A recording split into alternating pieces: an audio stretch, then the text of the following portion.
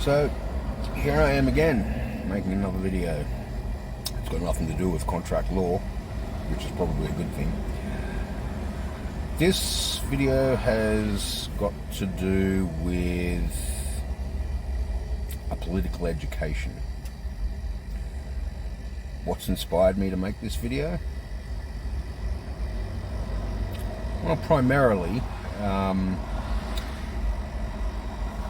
recent protests where protesters, demonstrators, call them what you will, freedom fighters, have been videoed shouting at police, "You serve us."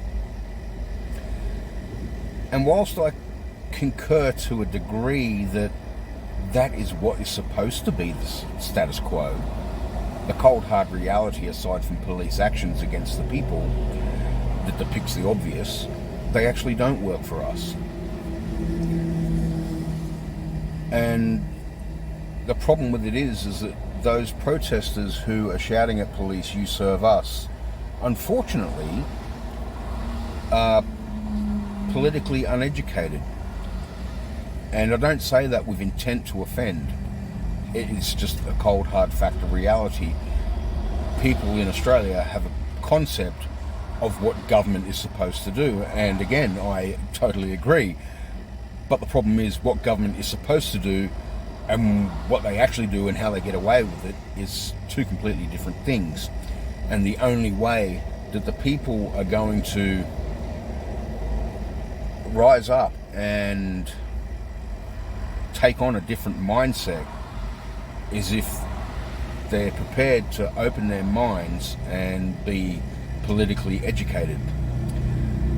Now, you can't blame anybody for being politically uneducated because it's just something that we're never taught. It's never taught in any no, I won't call it an education because it's not an education, it's an indoctrination.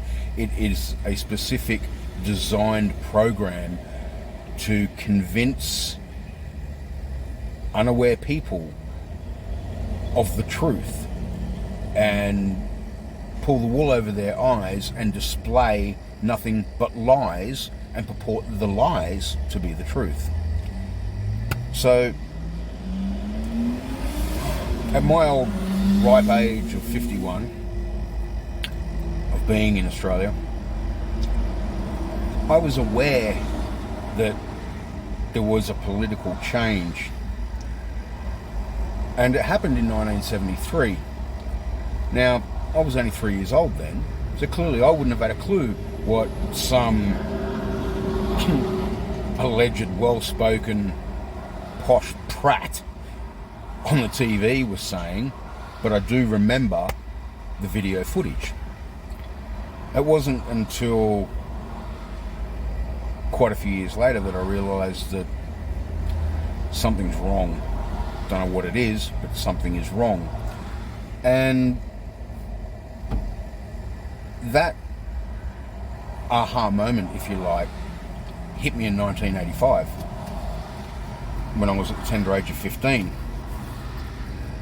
That as being a kid growing up, I never liked violence, I didn't get into it, it just wasn't me. I was a pacifist and not a fighter. And so because I refused to retaliate to bullies and stuff like that, I was constantly picked on as a school kid. I was constantly beaten up because I was the easy beat. I was the kid who never retaliated. And one particular day in high school where one of the regular bullies decided to have another shot at me, for some reason, don't know what it was, I decided to retaliate. And here's the interesting thing. 2 punches were let go. One from the bully, one from me. Naturally, the crowd gathers round as school kids do. Teacher rocks up, sends me and the bully off to the principal's office. What's new? But what I found interesting and the aha moment was that as the victim who retaliated, I got 2 hits with the cane. And the bully who instigated got one. And at that point, I knew there was something wrong with the system, but I just didn't know what it was. Was it because the victim retaliated? Was it that the bully was liked and the victim wasn't? Who knows? Who cares? But it pointed out a very obvious, stark realization that there is something wrong with the system. And naturally, as you get older, having that aha moment, you come to the realization that there isn't actually something wrong with the system. The system was designed like this. It was designed this way.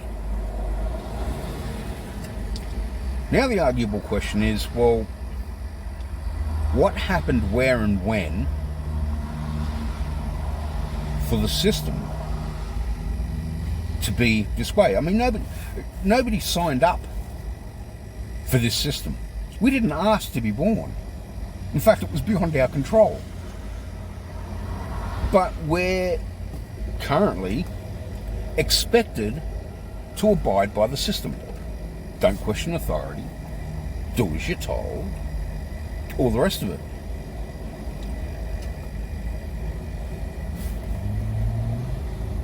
And I could quote reference of movie scenes out of the Matrix that would depict what the hell. And I'll use one. The primary one is when Neo first goes to meet the Oracle. And Neo, in his nervousness, knocks over a vase. But before he knocks over the vase, the Oracle says, don't worry about it. And then Neo knocks over the vase.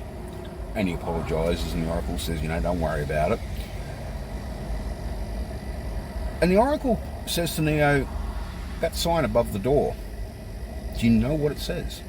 And Neo says, no, he doesn't. And the Oracle says, it's Latin. And it decrees, know thyself.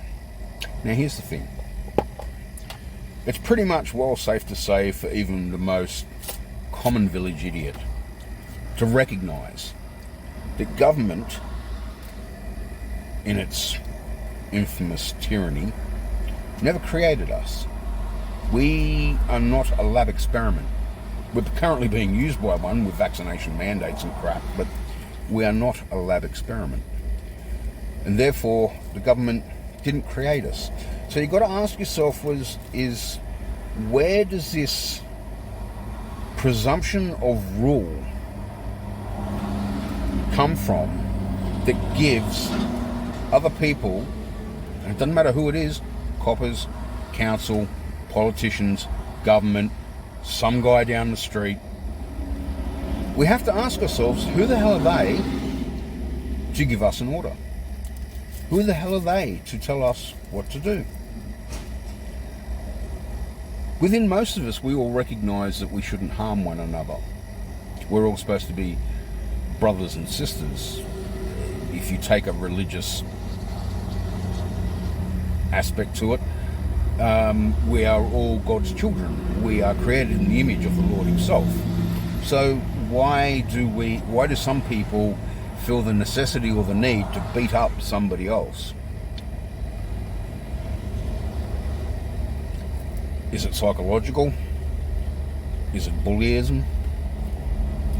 I don't know, I'm not a psychiatrist.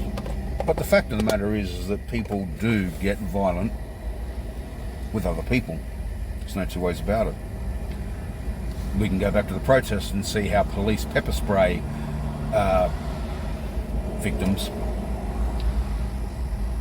will throw punches, lay in the boot, and then claim that they were assaulted. But the point of the video is, how did this come about? How did we go from a country of people with freedoms and rights to a country that is the world's largest island prison, just that it has no chain-mail fencing and no barbed wire, and we're free to move around in this prison because it's a bloody big prison. It holds 27 million people. We have invisible shackles on our wrists and our ankles, and we're told what to do. Now, the problem with authority is that we, as kids, were taught to respect authority, and we were taught it by our parents. The first thing we were taught by our parents is to do as they say. And you can obviously see by that they were obviously taught the same thing. But when a child grows to a certain age, the do as you're told authority order by your parents disappears. So that when you turn 18, you're expected to comply to the authority of someone you don't know. Police, council, politicians. And so you've got to ask yourself, well, when did we give them the authority to tell us what to do? They didn't create us. But it had to come from somewhere. Now, getting back to protests and protesters yelling at police, you serve us. Yeah, technically they're supposed to, but they don't, quite evidently. And the answer to the question lies in a book I'm about to show you, and I'm just going to turn the screen around so you can see the book. So the book is called Australian Political and Religious Leaders, Treason, Treachery and Sabotage by Dick Yardley. And on the back, this is the back cover, it says, I therefore have come to the conclusion that the current legal and political system in use in Australia and its states' territories has no basis in law. Sir Harry Talbot Gibbs, and that's the man there. And he was a Chief Justice.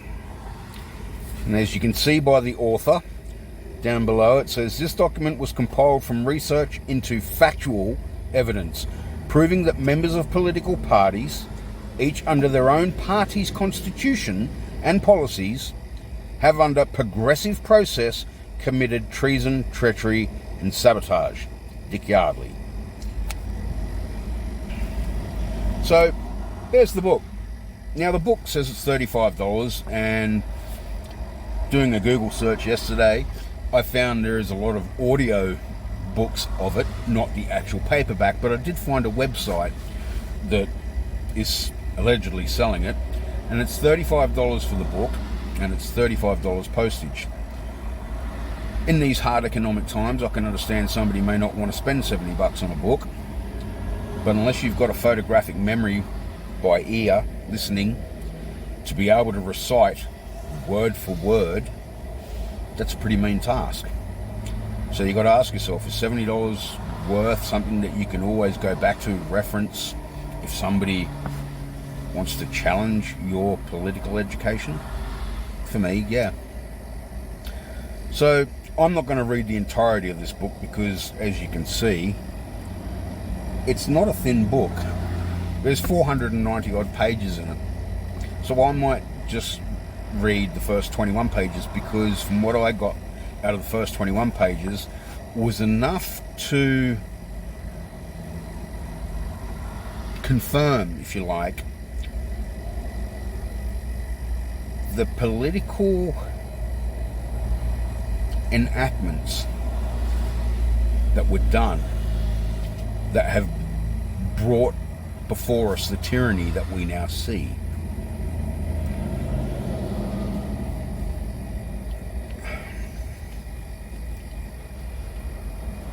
So, again, fold the page over, and it has the same heading, Australian Political and Religious Leaders, Treason, Treachery and Sabotage by Dick Yardley. The disclaimer says this book is published under the Crimes Act of 1914, Section 224F. And under that it says, Guardians of the Constitutions, The Commonwealth of Australia Constitution Act 1901 is not a tool to be wielded for political party expediency. It is the supreme law of the Commonwealth of Australia. The Governor-General and state governors, in conjunction with the High Court at Chapter 3, Judiciary Act No. 6 of 1903, are the constitutional Commonwealth and state guardians to take care that it is followed. Not outmaneuvered by political parties, the federal and state parliaments are not sovereign bodies. They are legislators with limited powers. And any law which they attempt to pass in excess of those powers is no law at all. It is simply a nullity entitled to no obedience.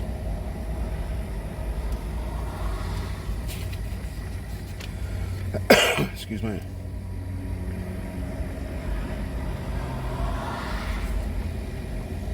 And the next page over shows Sir Harry Talbot Gibbs, QJ, Chief Justice, stating the same quote of his lawful legal finding. And it states, Sir Harry Talbot Gibbs, GCMG, AC, KBE, QC, was Chief Justice of the High Court of Australia from 1981 to 1987, after serving as a member of the High Court between 1970 and 1981. He was born on the 7th of February 1917 in Sydney. Died on the 25th of June 2005 in Sydney. Educated University of Queensland. Succeeded by Anthony Mason. Preceded by Garfield Barwick. Books that he has written: Rewriting the Constitution.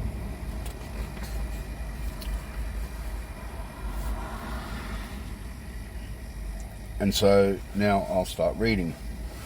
Corporations made by members of political parties control parliaments, governments and courts of Australia, whereas from the 1st of January 1901, the people of the Commonwealth of Australia are to live under a constitutional monarchy. This book publication has been compiled from research into factual evidence of treason, treachery and sabotage against the Commonwealth of Australia, as established and constituted 1st of January 1901. Under our founding and primary law of the Commonwealth of Australia, Commonwealth of Australia Constitution Act 1901, as proclaimed and gazetted. Against our constitutional sovereign and monarch, holder of the Crown of the United Kingdom, and against us, the people of the Commonwealth of Australia.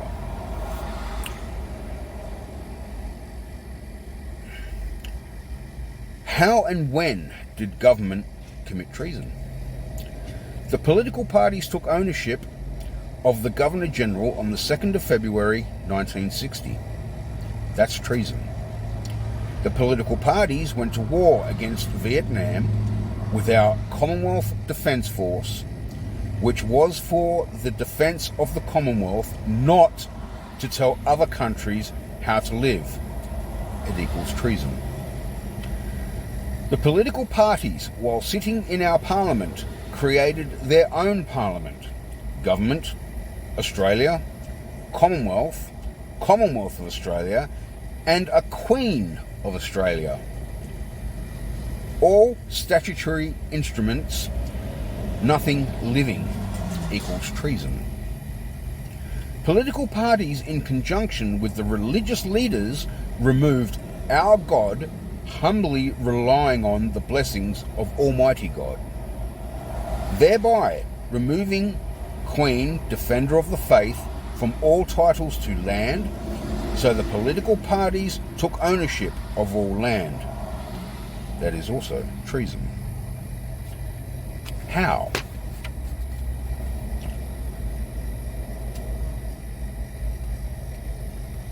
And so I don't have to keep turning the screen back and forth so you can see pictures, because there is pictures in the book. It shows 4 hand-drawn pictures of a gallows, hangman's noose. Under the first one it says political parties. Under the second one says religious leaders. Under the third one says Australian judiciary. And under the fourth one, Australian University Professors of Law. And it goes on to say, 2nd of February 1960, the political parties removed the Governor-General and Commander-in-Chief of the Commonwealth of Australia from representing Her Most Excellent Majesty. Political parties took control of the Commonwealth Defence Force and went to war against Vietnam. In 1966, political parties created their own counterfeit money. With no head of power, Australia, what have we, the people, allowed through our tolerance of and empathy for tyrants? When Labor took office at the end of 1972, after 23 years in opposition, along with the help from the then Governor-General Paul Hasluck, who allowed Labor to take office before counting was due to be completed on the 15th of December, Gough Whitlam and Lance Barnard formed a duumvirati, pronounced duumvirati, a 2-man ministry, and they ran all 27 portfolios from the 5th to the 19th of December 1972, the smallest ministry in Australia's history. Excuse me. Whitlam reigned until his infamous dismissal on the 11th of November 1975 and made many changes whilst sitting in our Parliament. In 1973, E.G. Whitlam and the political parties changed the constitutional and official definitions without a referendum and created a private Australia. Commonwealth, purportedly outside the founding and primary law, Commonwealth of Australia Constitution Act 1901, as proclaimed and gazetted. He changed the name from the Parliament of the Commonwealth of Australia to the Parliament of Australia.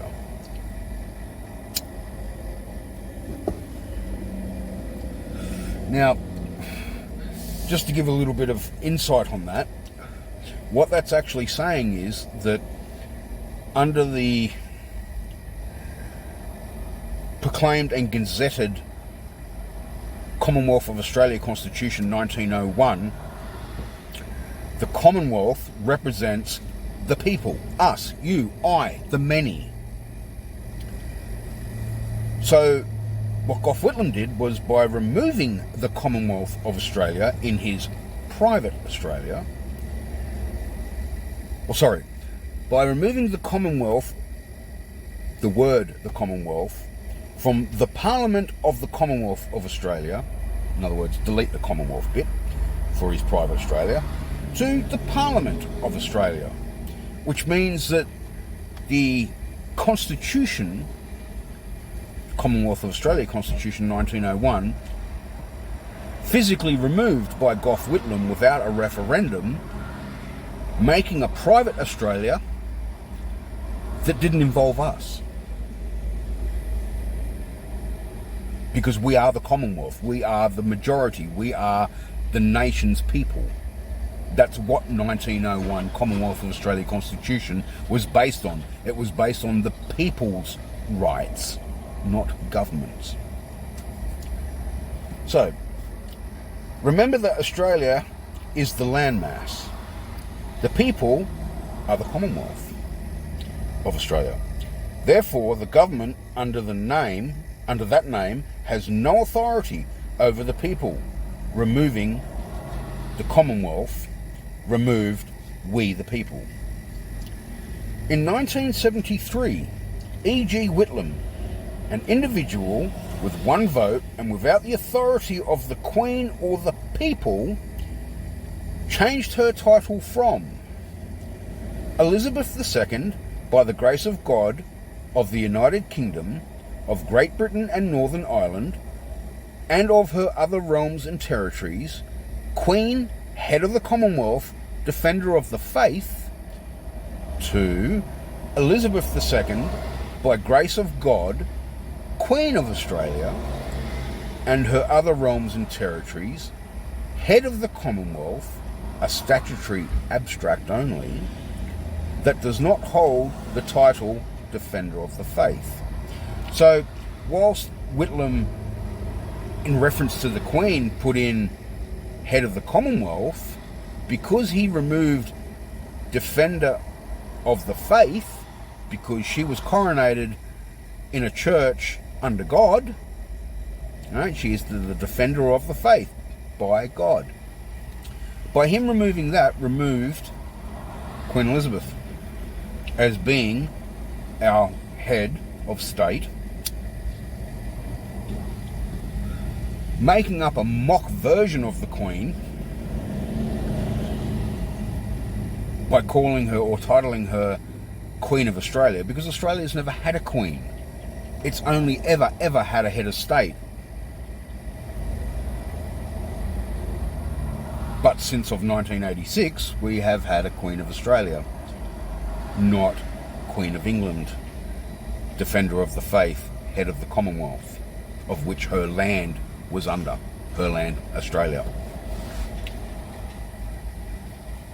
Okay, that title does not hold the express Defender of the Faith.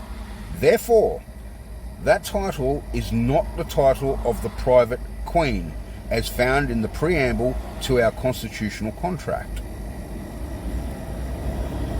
If the private woman is not found in that title, there is no protection in that title for the private men and women who are part of that contract. Now, I touched on a little bit of this in other videos I've done pertaining to contract law. Initially, under Federation of Australia, the men and women that came over on the boats and made colonies, Irish, British, maybe some Scots, because Australia was a new landmass of the realm and territories of the monarch, the Commonwealth of Australia 1901 was actually a contract between the men and women of Australia and the monarch. Okay? It was a legally binding contract, if you like, for the Europeans that were here. When I say Europeans, I'm meaning the English, Wales, Ireland, Scotland, all those sort of places. Excuse me. So, consequently, that title holds no common law authority, i.e. the Queen of Australia. And this is what Australia was founded on, was basis of common law. It was the only law the country could be founded on, because Captain Cook, when he came here with Westminster law. Right? It's the monarch's law. And so therefore, Westminster law being the only law that Cook had, he had to apply Westminster law, because there was no other law that he could refer to. So consequently, that title holds no common law. In other words, the artificial version of the Queen, Queen of Australia, not Her Excellent Majesty Queen Elizabeth II, by grace of God, just purely, well, yeah, Elizabeth II, by grace of God, Queen of Australia.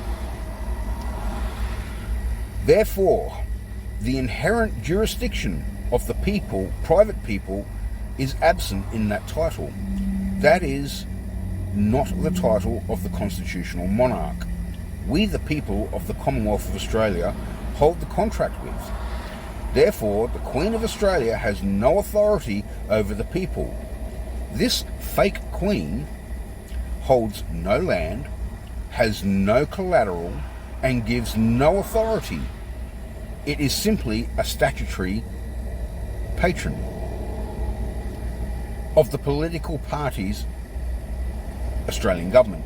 Now, in the videos of contract law, where I explained there are two versions of us, there is the living, breathing version of us, and there is the government-created version of us. They don't want to see us as the living, breathing, because they didn't create us, so therefore they've got no authority over us.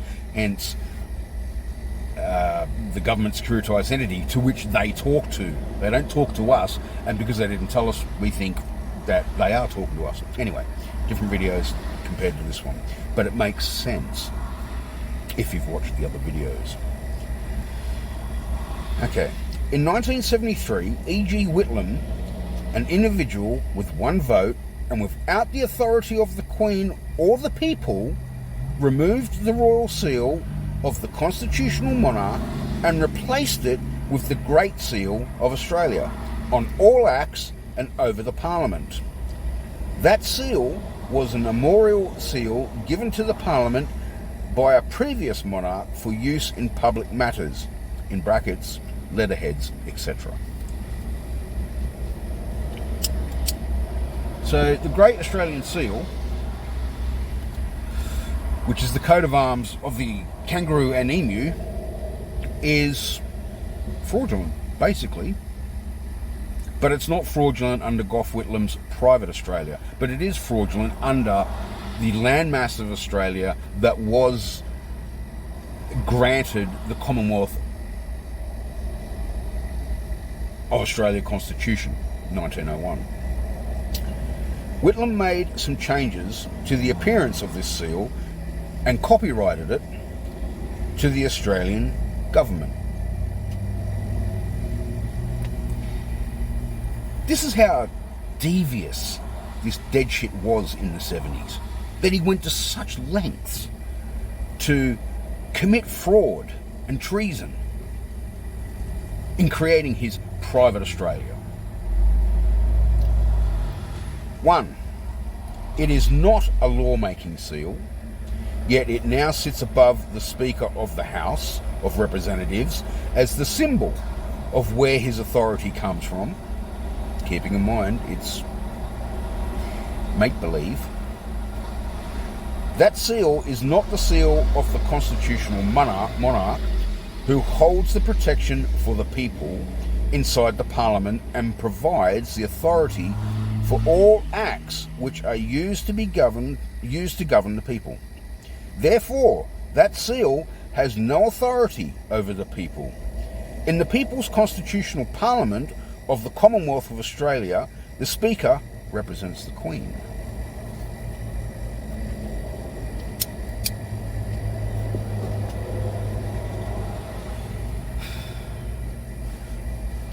E.G. Whitlam, an individual with one vote and without the authority of the Queen or the people, gave that new corporation a constitution. To do that, he simply copied our constitution, the Commonwealth of Australia Constitution 1901, word for word, then changed the title, creating two duplicates. The Constitution and Australian Constitution, he then corporate constitute. My bad, I'll go back. I'll start the paragraph again. E.G. Whitlam, an individual with one vote and without the authority of the Queen or the people, gave that new corporation a constitution. To do that, he simply copied our constitution word for word, then changed the title, creating two duplicates. The Constitution and Australian Constitution. So, by removing the Australia Act Constitution 1986 omits the word the Commonwealth, we the people. Right? That's his private Australia. That's what this country is currently operating under and has been for 35 years. Right? So he's copied our Constitution, the Commonwealth of Australia Constitution 1901, word for word, and then with his private Australia version, he's removed the word the Commonwealth, which is us. Excuse me. He then copyrighted those two documents to the Australian government. So he basically copied the Commonwealth of Australia Constitution 1901, made up a artificial constitution and omitted the word the Commonwealth, and copyrighted both of them, so he had something to fall back on if his shit ever hit the fan. These two new corporate constitutions have no contract holders. Therefore, they do not adhere to the preamble and the first 6 clauses, but starts at S1. S1 obviously being section 1. Without the preamble, they do not recognise the living private individual people, you, me, 27 million other people in this private Australia.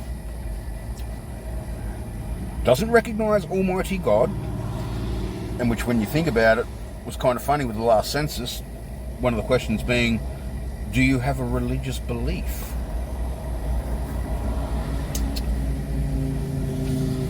Does not recognise the Queen as the same.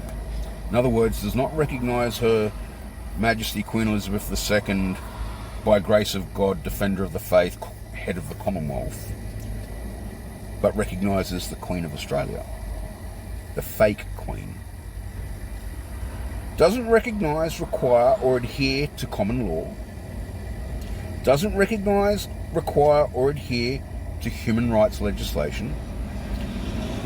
Doesn't require signatures. Doesn't require the Queen of Australia.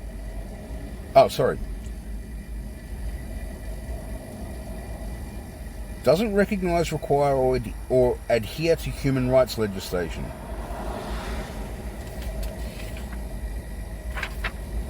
Does not require signatures. Does not require signatures. Does not require the Queen of Australia to hold the title Defender of the Faith. Does not recognise or faith an element of a living person. This is treason. In smaller text it says, treason. The writing's not very good in here. Misprision of treason and or the death penalty for treason was unlawfully removed from the Commonwealth Crimes Act 1914, and it gives pages to reference or refer to in the book, and from the Queensland Criminal Code Act 1899, and it has more reference to pages, the Seal of Queensland and the Royal Coat of Arms of the Crown, and verifies another page to refer to. It goes on to say, members of political parties, each under their own party's constitution and policies, have decided our constitutional sovereign, Queen Elizabeth, holder of the faith, and monarch, and her subjects, by committing treason, treachery, and sabotage, under an evolutionary process, creating their own private Australian parliaments, governments and courts, which are not the constitutional parliaments, governments and courts of the Commonwealth of Australia as established on the 1st of January 1901.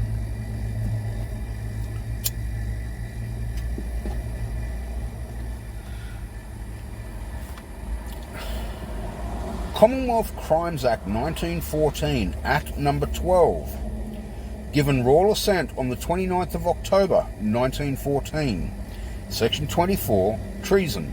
At Part 2, offences against the government included that any person who commits treason shall be guilty of an indictable offence and shall be liable to the punishment of death.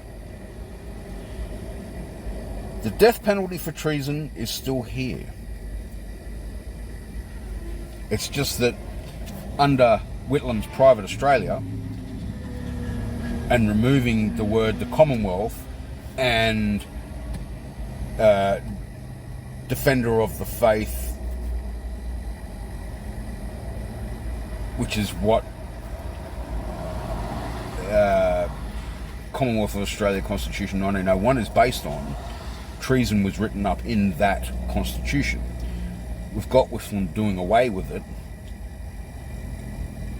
His Private Australia and politicians don't have to acknowledge or suffer treason, but that doesn't mean it's gone away. It just simply means they've ignored it. If we ever manage to get this country back to its rightful, lawful constitution, as people have been commenting, shouting, saying for the past 18 months, that we need to hang these bastards, they need to face trial. The people are aware, but they don't know how to invoke it, because excuse me, if you look at anybody who has tried to file against a political member or party for treason, happened in Melbourne, it gets squashed. Why? Because the courts are in on it. The courts know the fraud, and they can't afford to agree with the people. Not that we have a voice anyway, because we've been omitted as living entities in the Private Australia. From that day in 1973 until now, the Australian government has not been a public corporation operating under the rules of the Commonwealth of Australia Constitution Act, proclaimed and gazetted 1st of January 1901.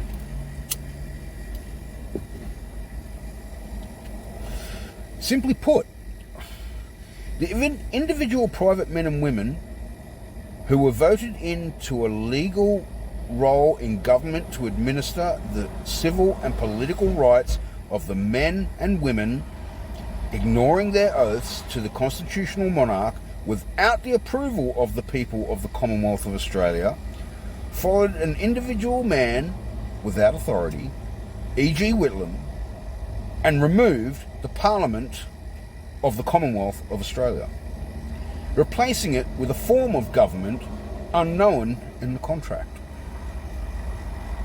unknown to the people, and currently referred to in its own acts as a foreign government of political subdivisions.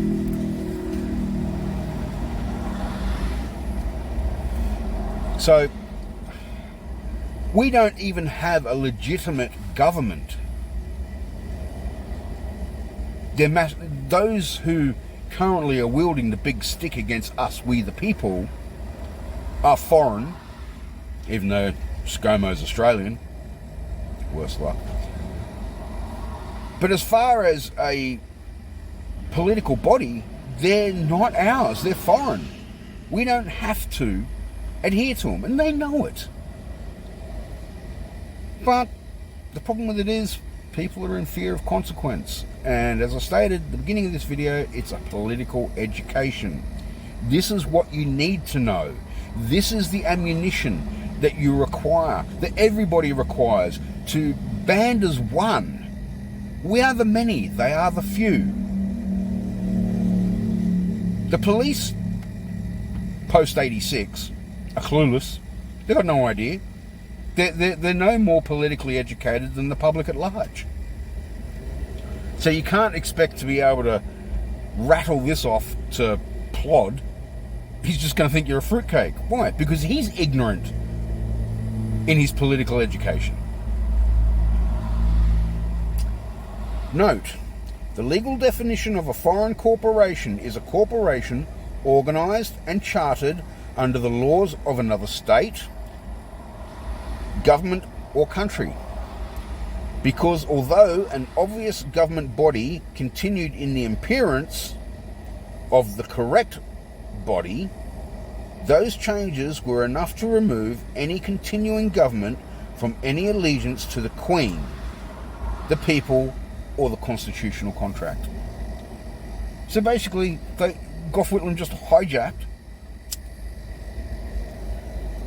the Commonwealth of Australia Constitution 1901, copied it word for word, removed the word Commonwealth, made up a new constitution, which is currently known as the Australia Act Constitution 1986. But because there was still a government or interpreted government representative for us, as far as we interpret them being government, they're not government. It's like I've said to a few people.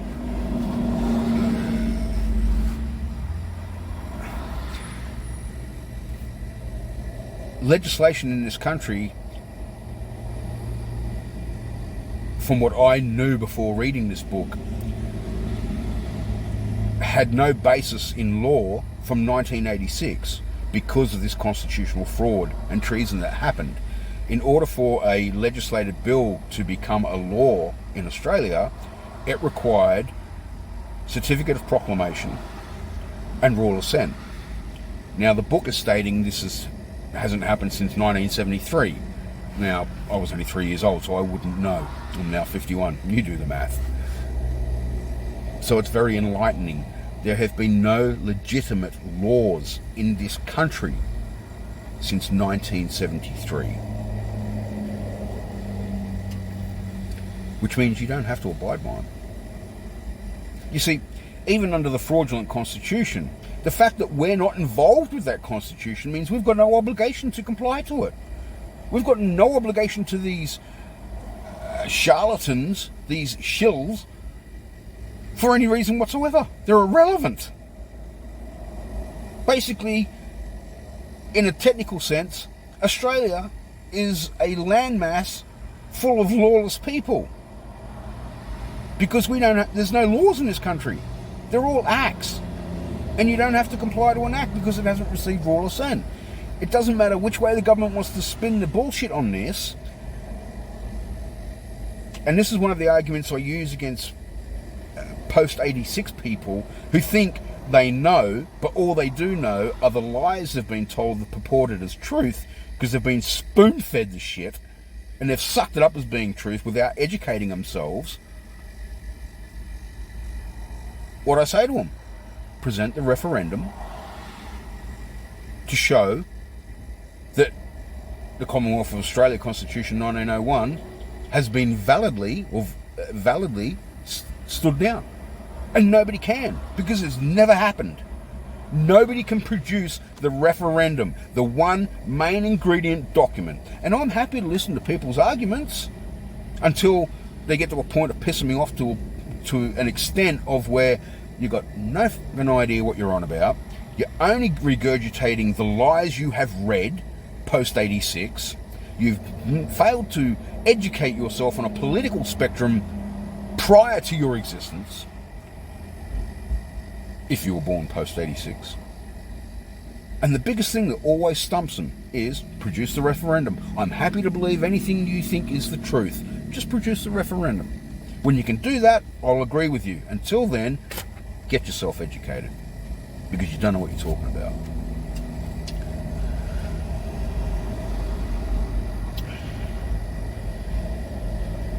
Okay, 2. In effect, those legal entities created an evil twin government. Well, shit, there's a surprise. Look what's been going on in the past 2 years. Mandated to wear masks, mandated to take a jab, can't work if you don't have a jab, can't go to a sports venue, a restaurant, a nightclub, a dance venue, unless you've had a jab. That's pretty evil to me. And a lot of other Australians think the same.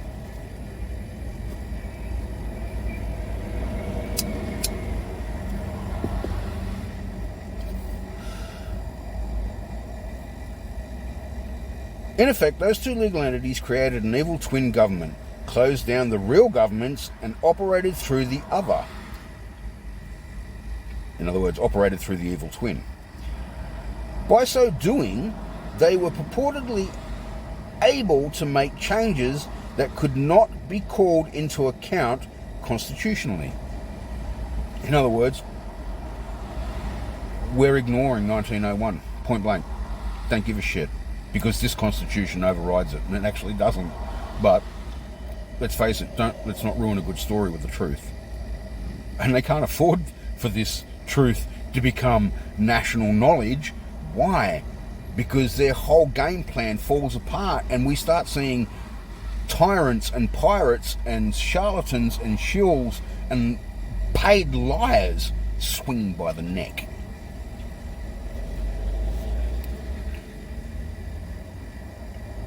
Because they were not a constitutional body anymore in terms of our contract, and not one parliamentarian or lawyer or judge spoke out to warn the people themselves, as their positions became fraudulent from that day, for the purported judiciary, guardians of the constitutions, sold their souls to the political parties and sit in purported courts as a quorum, which equals treason.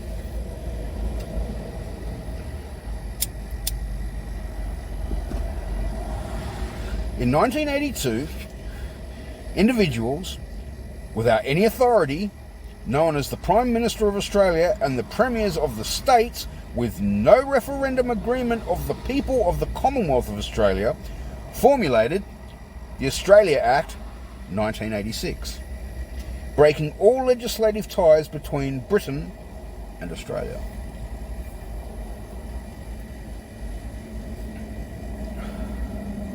The Act was enacted to the Queen of Australia under the Whitlam political party's definition of Australia. This Act is sealed with Whitlam's seal, kangaroo and emu shield. That was not done with the approval of the men and women of the Commonwealth of Australia, the contract holders, you and I, and everybody else. This purported act was for a sovereign, independent, federal and nation. The Australia Act 1986, United Kingdom, was enacted to the definition Commonwealth of Australia as established under the Commonwealth of Australia Constitution Act. The two Australia Acts 1986 are two totally different acts. One has royal assent and the other one doesn't. Therefore, this act is null and void to the people. We, the people, are the constitutional monarchy under the constitutional monarch, Her Most Excellent Majesty, Queen Elizabeth II. Now, Commonwealth of Australia Constitution 1901, set down by Queen Victoria, it states, in layman terms, to be upheld by her heirs and successors, which means Queen Lizzie, whether she likes it or not, is obligated to it.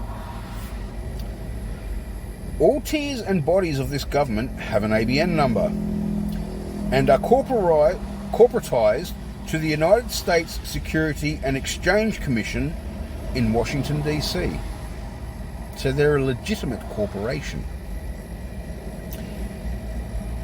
Legitimate in the sense that you, in order to be a corporation or trading in commerce, you must have a registered corporate number.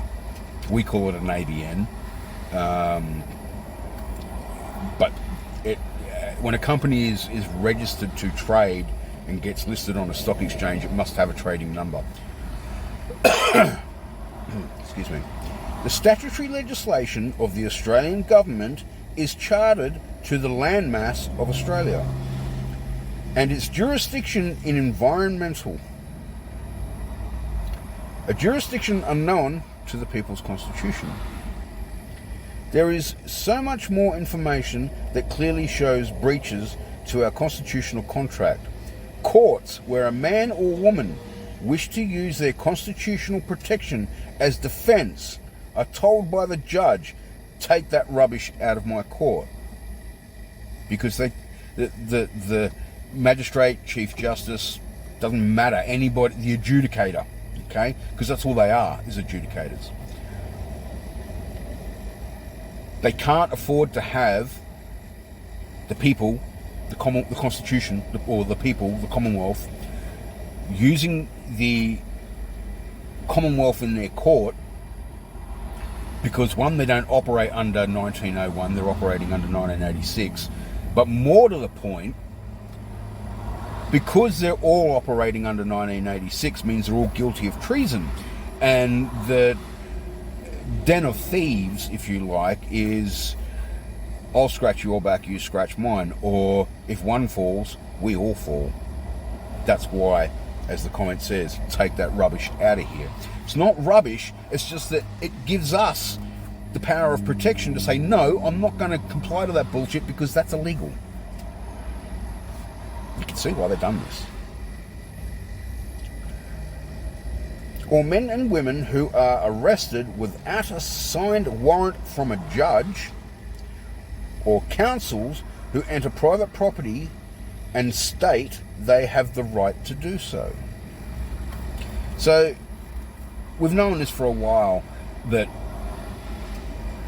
Plod uses the excuse in their interpretation of law, oh, everybody's got the right to access your front door. They've said that to me. And I said, well, when you leave, the front door from this point on will be that gate, because that gate will be locked. Because most front doors are locked. Right? And if they jump a locked gate, then they are trespassing. And they know it. Pain in the arse that you have to keep unlocking and locking a gate, but it's the only way to stop people like Plod and councils. One judge, when handed a common law deed of grant, thrust it away, saying, I can't look at that thing in this court. Knows he should, but he can't. Because he's committing treason. Or she's committing treason. Other people are being told by the courts, by the lands department, etc., that the state owns their lands, or owns their land. They are just residents of it. In fact, no court in this country appears to operate under any semblance of common law. Every case is instead a civil case, a contract case, a mercantile law case, etc., and money is the overriding claim. What authority did E.G. Whitlam have to do something that so gravely affected the people of the Commonwealth? Did he have the authority of the constitutional contract? No. Did he have the Queen's authority? No. 3. Did he have the authority of the people, the Commonwealth? No. What authority did the Prime Minister of Australia and the Premiers of the states have to create an act that has so gravely harmed the people of the Commonwealth? As with Whitlam, they had no authority. Question: where do the states stand in all of this deception? Answer: they have gone back to their pre-Federation colonial constitutions and now operate independent of each other. All bodies in state government will now refer to their state constitution as giving them their authority.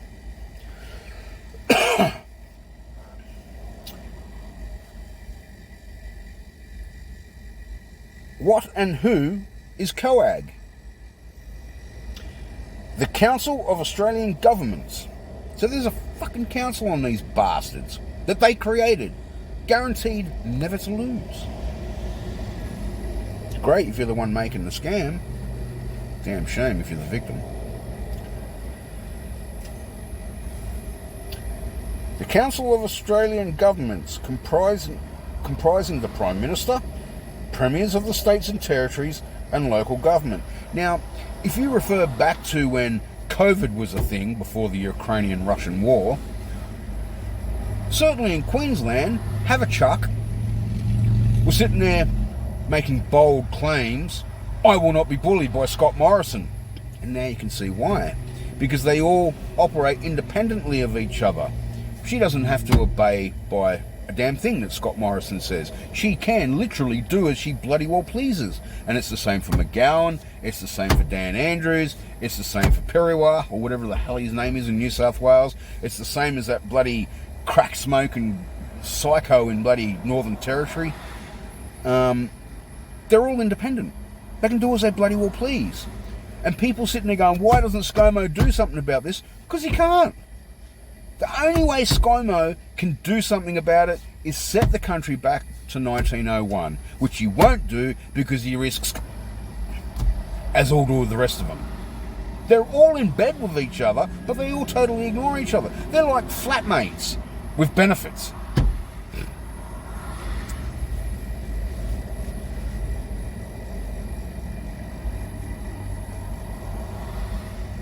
The Council of Australian Governments, comprising of the Prime Minister, Premiers and States of Territories and local government. But local governments do not have constitutional validity. Now, there was a referendum in 1988 that was, should we amalgamate, for lack of better words, council as a tier of government? And the return vote was no. No, you shouldn't, and no, we shouldn't. But you see, government's very cunning. It knows that the masses out there are politically uneducated. They certainly don't have a handle on all the 16 million friggin' laws in this country, when in 1970 there wasn't actually that many laws. All these acts purporting to be laws, where it was kind of like a sticky bomb or a jumping Betty bomb, where landmines are stuck in the ground, and if you upset it, piss it off, or step on it, it jumps up out of the ground and bounces around and then explodes. And that's pretty much what all the acts in this country since 1986 have been. Like I said, back in the 70s, there wasn't that many laws around. There were laws. 73 had legitimate laws because they received proclamation and royal assent. From 73 onwards, they didn't.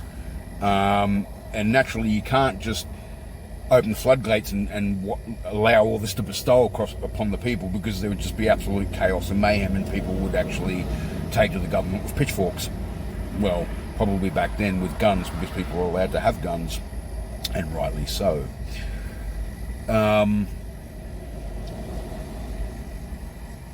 So in 51 years, this country has gone from a ingrate country to its own gulag, an island prison, where unless you're jabbed, you can't get off it.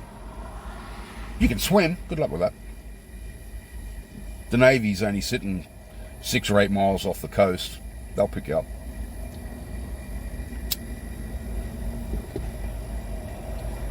And bring you back. And then you'll probably be charged with attempting to escape. Define irony. But local governments do not have a constitutional validity. It doesn't in our constitution. But remember, they created a copycat copyrighted version, which is not our constitution, but theirs. What is COAG's role? Council of Australian Governments. To enter into agreements between the independent states. In 1992, without a referendum, these entities of COAG agreed to administer all legislation under environmental guidelines. However, the legislation stated Schedule 2, resource assessment, land use decisions and approval processes. 5. Within the policy, legislative and administrative framework applying in each state, the use of natural resources and land remain a matter for the owners of the land or resources. Whether they are government bodies or private persons, it appears they do not even honour their own legislation or legislation they personally signed. And here's the thing. Pre-86, land was bought and sold on fee simple. Now, fee simple meant that you owned everything from the top of the land down to the center of the earth, except for any minerals, gold deposits, silver, gems that went to the monarch, because Australia was the monarch's other realm and territory, so they were entitled to all the riches that were in the land until this act. No Governor General has represented the Crown since the 2nd of February 1960. So that happened 10 years before I was born. 9 years before I was born. They were already wrangling this shit back in the 60s. They were already trying to deceive the people. Why? Because the people had the people, being the Commonwealth, had the power over government. If they did something we didn't like, we could go, no you don't. And if they didn't stop, we could get the Governor General to go, pull your head in, stop doing it. Now people sitting there and protesting out the front of the Governor General's house and expecting the Governor General to act. He won't act. Why? He is a tier of government. He is appointed by government. Pre-60, Governor Generals were appointed by the Queen. Or King. But Governor General doesn't represent us, doesn't work for us, works and represents the government. People need to get a handle on this shit. People need to realise why their screams, war cries, chants, shoutings are falling on deaf ears. Don't get me wrong, I agree, I comprehend why they're protesting at Governor General's house. But it's futile because it's trying to convince somebody to commit a bank robbery. It'll never happen. You just can't force something you can't control, and we can't control the Governor General. Same as we can't control the government. We can't control politicians. We can't control elected members. We can't control representatives. No royal seal has been used on acts passed by the Australian government since 1973. Now, royal seal is monarch stamp of approval. No royal assent has been given to any act passed by the Australian government since 1973. Remember what I said earlier. Any bill desiring, when I say desiring, the politicians desiring to legislate it as a law, required certificate of proclamation and royal assent for it to become or change from a presented bill of legislation to a law. Now, by not having any of that means it's not a law. You don't have to adhere to it. This is why everything in 1986 is an act. Everything. Police Powers Responsibility Act, Family Law Act, this act, that act, some other act, 16 million acts that are bullshit. No obligation to them. If you are politically educated and know the truth.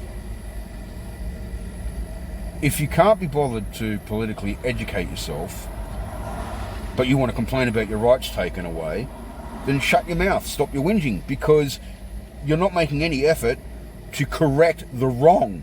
You're just maintaining the status quo, which is what the masses of this country have been doing for the past 35 years, every damn time they vote. Granted, we're in a new enlightened era because of COVID, that people are saying, screw Liberals, screw Labor, screw the Greens, I'm going to vote an independent. But, hey, keep in mind, Craig Kelly, whether he knows or not, is neither here nor there. The fact is, he's going to comply to 1986. Why? Because there's only been one person who got exiled from politics as a senator who was working with Pauline Hanson at the time, and that's Rod Culleton. Why? Because Rod Culleton took an oath on the Senate to uphold the Commonwealth of Australia Constitution 1901. Now, regardless of what you read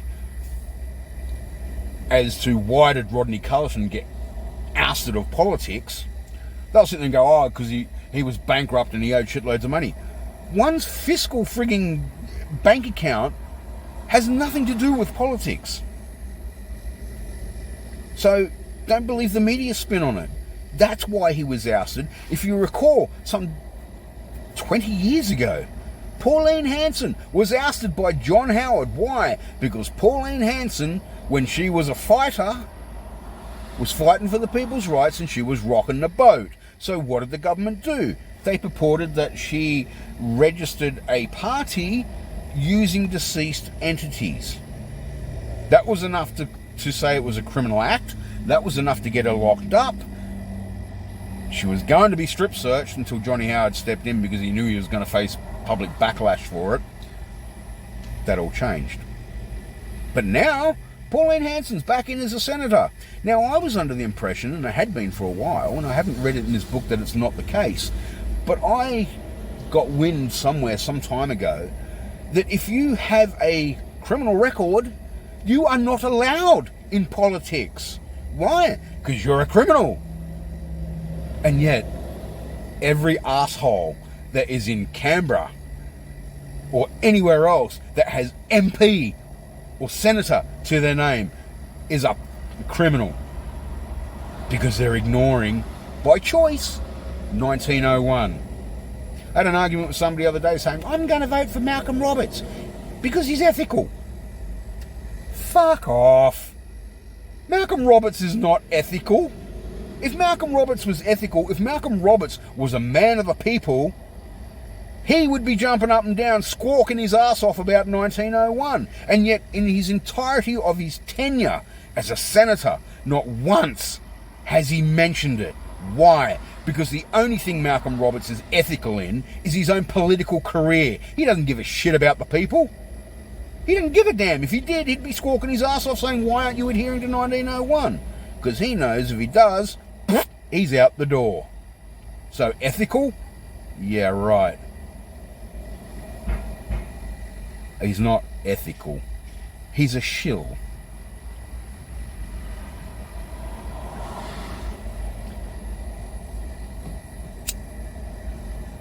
So, Craig Kelly, sitting there saying, yeah, I'm going to end mandates. I'm going to end the vaccination mandate. Yep. But you're not going to give the people back their rights, are you? Oh, well, people shouldn't have to wear mandates. That's a right. Thank you for giving us a snippet of our rights as opposed to total control over our government, or the government. No, I had it right. Our government, if they were under 1901, the government, because they're operating under 1986, we could tell the Governor-General, tell them to stop it or else. Pauline Hanson. I'll end mandates. I'll stop the vaccination jab. Yeah, great. Why? Because politicians aren't stupid. They know damn well what's pissing the people off or what's upsetting the people the most. Oh, I can't travel in between states. I can't go overseas unless I've been jabbed. I can't this, I can't that, I can't something else. Oh, okay. Good political friggin' thing here. I'm going to end this. Not I'm going to give you back all your rights. I'm just going to give you back some of your rights. Why? Because I'll get your votes, then I'll get into power, and I can do as I damn well please. Clive Palmer, another one. I would no more vote for Clive Palmer than I would vote for Jimmy Savile.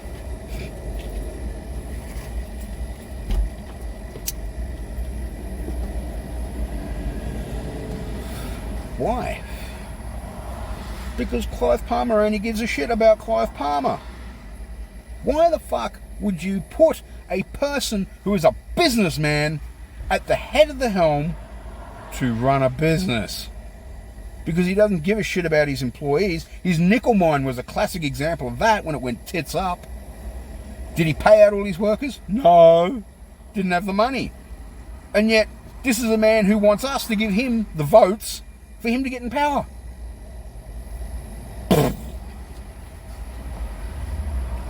There's only one entity so far who I've come across who was prepared states it, that he will rectify the problems, the fraud of the past, if he gets in.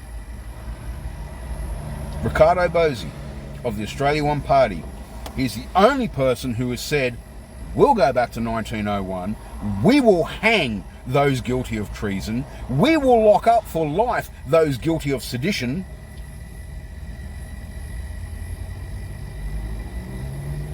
We will unlock the pedophile book or folder that Johnny Howard had locked up because of high-ranking pedophiles in politics. Craig Kelly hasn't said it. Pauline Hanson hasn't said it. Clive Palmer hasn't said it. Ozzy Cossack hasn't said it. Nobody has friggin' well said it except one person. One man, an ex-SAS Lieutenant Colonel soldier, has had the balls to say he'll do it. But you see, people have very short memories. They all got offended when they found out, oh, well, you know, there's high-ranking political figures that are pedophiles in politics. Oh, well, we can't have that. We should know who they are. To, they're taking away my rights. I've got to wear a mask. I've got to get a jab to have a job. I can't go to a restaurant. I can't go to a pub. I can't go to a night venue. That's in your face. Can't go to a night venue. Can't go to a pub. Can't go to a restaurant. Oh, that irritates me more than the other shit. Why? Because that's in my face. I can see that. I can't do that now because I'm not vaccinated. So what are people buying on? Or what are people pledging their votes on? A small whim of right compared to the overall rights that the people could have, that the people used to have. I mean, those post-86 are clueless. They've got no idea what life was like in this country prior to 1986. I do. I remember in 1977, I could go and buy any firework I liked. No adult present, so no supervision, no permission slip. Nobody gave a shit. Providing I had the money, I could buy any damn firecracker I liked, or however many firecrackers I liked. Nobody cared. That's freedom. Now, in the modern Australia, the modern world's largest island prison, in order to handle a firework, you've got to have a pyrotechnics license. You've got to be qualified to handle black powder. In 1977, nobody gave a shit. Why? Because even kids at the age of 7 went, okay, you light this end, you don't stick that end in your face. Didn't stop us. There used to be a thing called a 20-ball shooter. Long, very narrow tube thing that you lit from the top. And it would burn down, and it had 20 balls in it. We were kids. Of course we were going to do stupid shit. We stood 20 feet away and shot them at each other. Why? Because we knew it was dangerous, but damn, it was fun. In the 70s, I was up at sunlight, I was back at dusk. My parents had no clue what I got up to or where the hell I was. I could have been dead for all they know. Okay, pedophilia back then wasn't in your face like it is now. That shit was behind closed doors. I'm not condoning it, don't get me wrong. What I'm saying is that life was easier in the 70s, as me growing up as a kid, than what it is today as a full-blown adult. I feel sorry for younger generations of this era. Why? They are going to be so... It's not funny. They've got no idea what freedoms are like. And because they don't know any better, because they're not educated in this shit, they'll never get to know what freedom is truly like. Their parents. I mean, my kids are... I think the oldest is 24. So, anybody born post-1986 doesn't have a clue of what a freedom is. Absolutely no concept. Why? Because in 1986, everything changed. Everything went to, you can't do this. You must respect authority. You must ask for permission to wipe your own ass. Don't blow your nose when you like. Ask first. That's what people post-86 were born and raised into.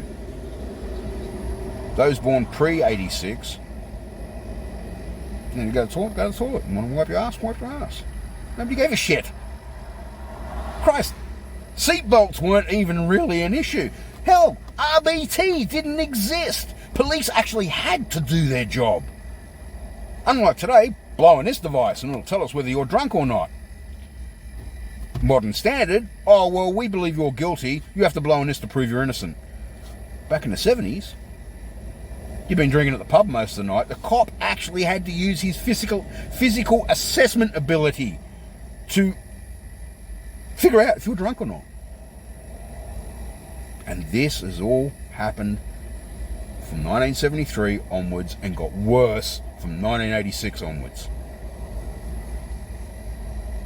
I had visions of rolling around in the back of my old man's XR station wagon. No seatbelt!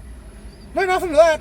I can remember me screaming my lungs off, but apparently I was a prick of a kid, so, I'm not surprised. But they're things that I remember, just flashbacks of how far back my memory will take me. But I still remember the fireworks thing.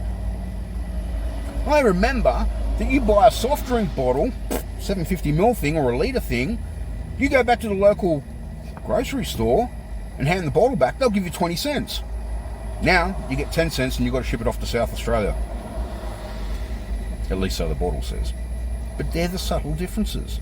They're what freedoms were. Pinball machine games, 20 cents a go, now they're $2. Inflation? No, they devalued the dollar so badly that everything went up because of it. The moment they put the Australian dollar on the stock exchange, it crashed. It was worthless. The only time it's worth something is if America gets attacked and somebody decides to blow up their friggin' stock exchange. Anyway, getting back to the book.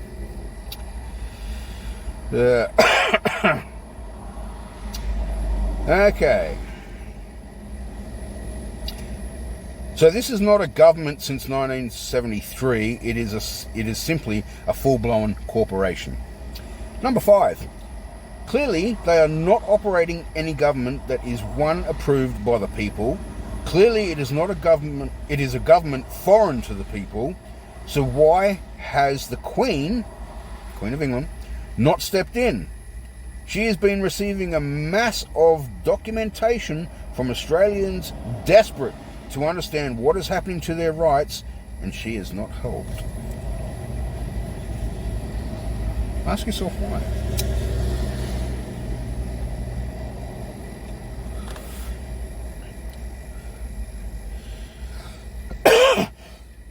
Excuse me. Many people are turning against her, which is what the corporation wants. Remember, all governments since Whitlam have been pushing for a republic. And it's interesting, Aussie Cossack's a big offender for this. When he was doing marches and stuff, showing the, the Eureka Stockade flag, the blue one with the white cross and the stars and the 4 points, that was the beginning of political figureheads wanting to implement Australia to a republic. So it's actually a Republican flag. Why has she not helped? Because like everyone else, we were telling her it was a constitutional issue. This government aren't obeying our constitution. They are breaching our constitution. They need to listen to us. We are the people of the constitution. For starters, we have been asking a foreign government chartered in the USA to do as we tell them to do. For seconds, we thought they were breaking our constitutional rules, when they actually weren't even part of that contract anymore. In fact, we, the people of the Commonwealth of Australia, have not had a government as we created it since 1973. Our constitutional insurance was allowed to lapse on that day and no one told us. We are totally unprotected. But it's even worse. I stated previously that the Queen is the only private person inside the Constitution as the founder of all corporations. Well, that applies to their corporation too. She was also in there as the founder, but she had told them they must have individual contracts with the private people.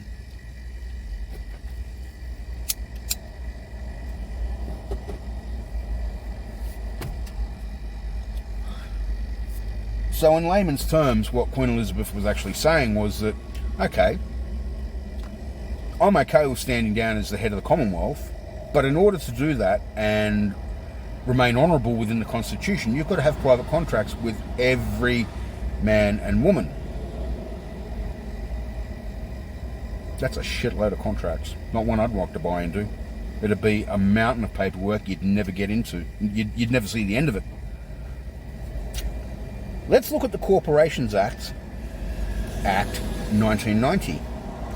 In each state, which all are current acts, remember that Australia is now operated under a foreign corporation, statutory legislated only to the landmass.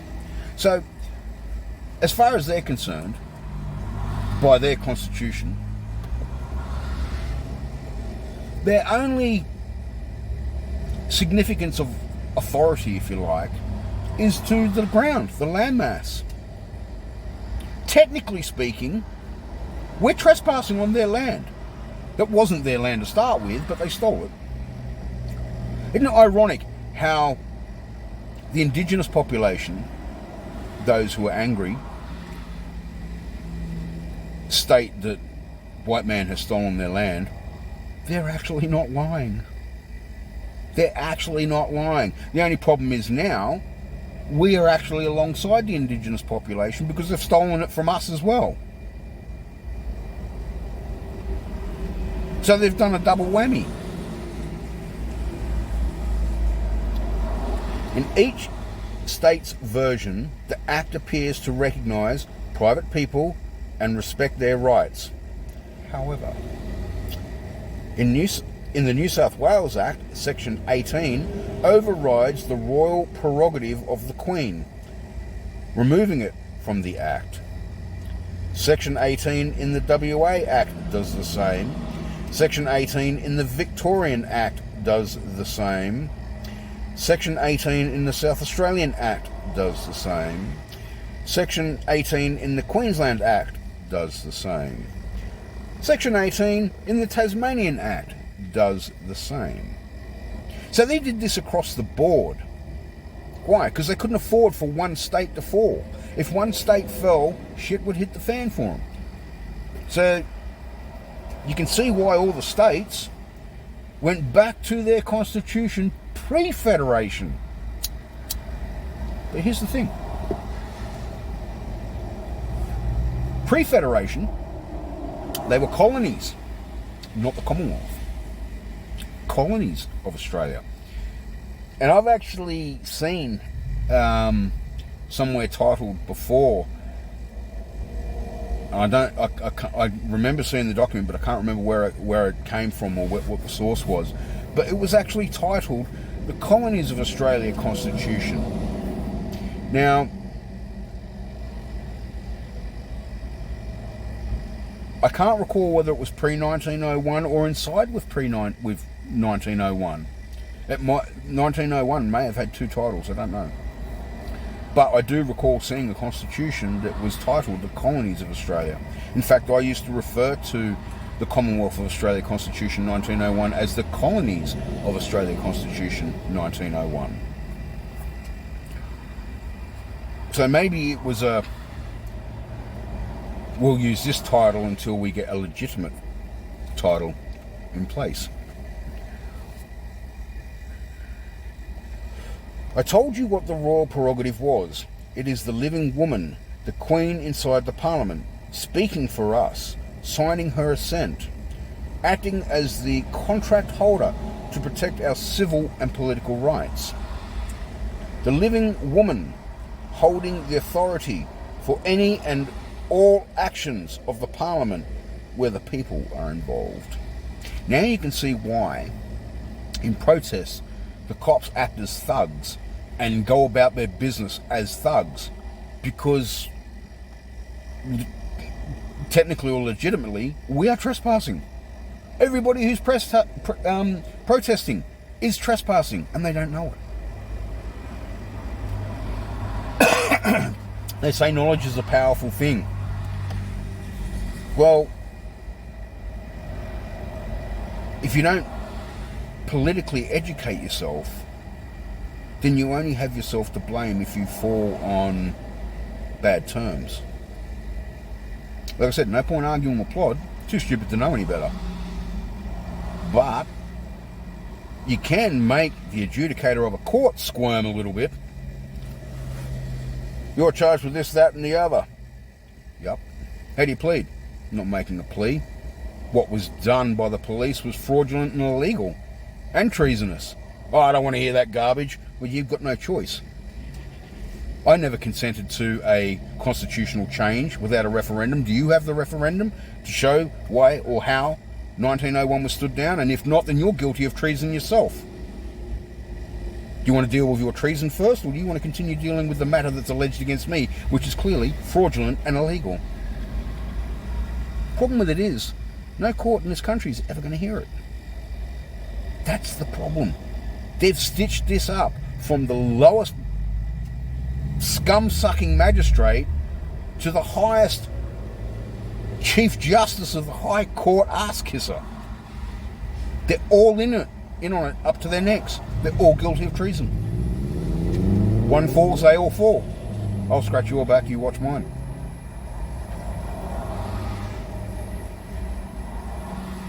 Five, removing the royal prerogative removes the Queen as the living woman from the Parliament.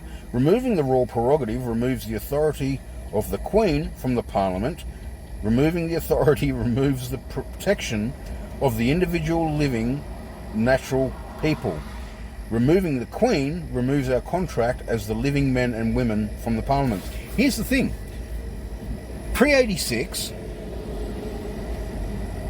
we were defined, when I say we the people, we were defined as people. Or man or woman. Post-86, we're defined as persons. Listen to a cop very carefully. Oh, I found a knife on his person. He's a man. Or she's a woman. She's not a person. A person is a corporate word, and it's a fictitious entity. It has no substance. So they want to dance between two realms of the living and the dead. So it kind of does swing its way around in contract law, which makes sense because government's a corporation. They can only act in corporate law, which is why everything is an act, not a law.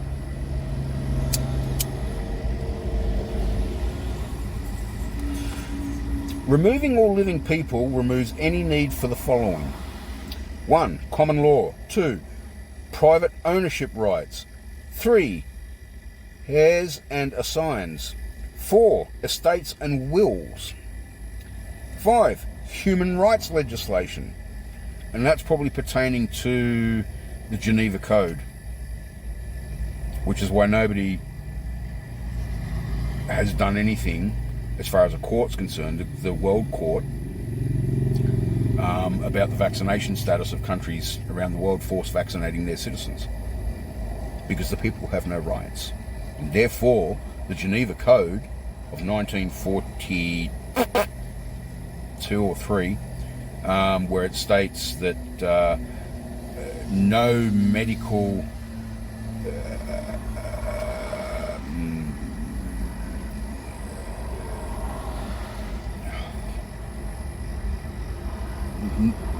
basically you can't be jabbed against your will. Okay, you can't be forced to endure a medical situation against your will. But because we're not people, we're not living people, we're not included in their constitution, they can do with what the hell we like. Like I said, technically and kind of legitimately, we're trespassing on their land because they committed a fraudulent act. They took the land away from us, they took our rights away from us without telling us. Like I said, if you're the one making the scam, it's a great scam. If you're the victim of it, it sucks for 27 million people. Removing all living people removes any need for the following: common law, private ownership rights, heirs and assigns, estates and wills, human rights legislation, Magna Carta, Bill of Rights 1649. So this is even before Australia was founded by Cook. They've gone back that far by removing this. And a writ of habeas corpus. Now, habeas corpus is something in legal terms where if police have kidnapped somebody off the side of the street for whatever reason, fabricated an offence or whatever, and holding them in custody,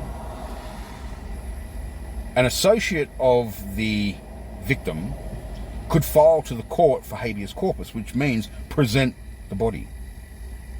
Because they've written it away, they don't have to adhere to it. You're not a living person. So, who gives a shit? Yeah, he's vanished. So what? Pretty much is the mentality. When you remove private people from a decision-making process, you do not have to worry about whether they have enough to eat, whether they have a home, whether they have jobs. Kind of see now how all of what's been transpiring in the past 2-3 years has been coming along. They've been planning this shit for 35 plus years. Christ, 40 plus years if you want to go that far. 47 years to be precise. They've been planning this. They don't do shit overnight. They slowly increment what it is they're trying to achieve. They don't just go, there it is. They get you accustomed to it first, conditioned, indoctrinated. When you remove private people from the decision-making process, you do not need to worry about whether they have access to good health care, whether they have access to education. Well, they don't provide education anyway, it's indoctrination. They don't want people educated. Why? Because that means they're going to raise dissidents. People are going to sit there and say, screw you, you're a criminal. I'm not going to abide by your bullshit. So it's not an education, it's an indoctrination. Whether they have a future. Whether they have a voice. Now, what have people been complaining about? Censorship. Big tech. You're not allowed to say this, it doesn't go with our narrative. Oh, you're spreading misinformation or disinformation. Can't have a voice. So this is why none of our constitutional protests to the courts were heard. This corporation cannot hear what does not exist in their own system. Now keep in mind, at the beginning of this video I said I recognise there's something wrong with the system in 1985.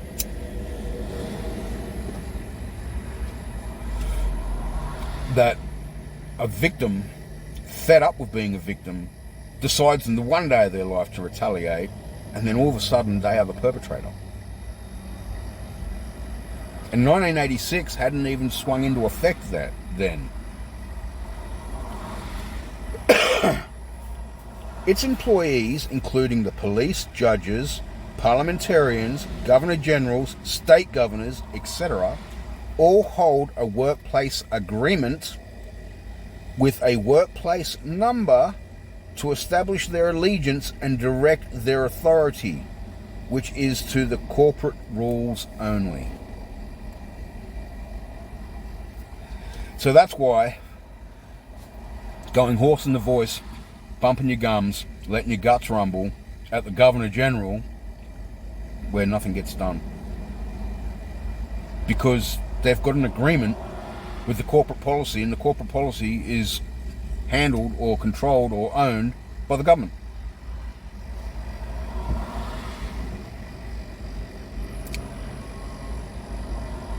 If you're an infomaniac, you could probably be forgiven for saying, yeah, I like this regime. But if you're not an infomaniac, you can pretty quickly grow tired of why you keep getting screwed every day for every little thing, because the system is stacked against you from the get-go. From the moment somebody is born to the point of where they can think for themselves, they are screwed unless they educate themselves in politics. Doesn't mean you have to become a member of politics. You just have to know how they've managed to work the system. Once you figure out how the system works, then you know you've got some sort of game plan at that point. But like I said, shouting at police or shouting at the Governor General or telling ScoMo he's a cockhead, you don't give a shit. He can't hear you. Why? Because he's under a constitution that says he doesn't have to. And yet, you better vote, because if you don't, we're going to fine you. You can't speed, because if you do, we're going to fine you. You can't go and smack somebody in the head who so desperately needs it, because we'll fine you. You can't do anything unless we say so, or we're going to fine you.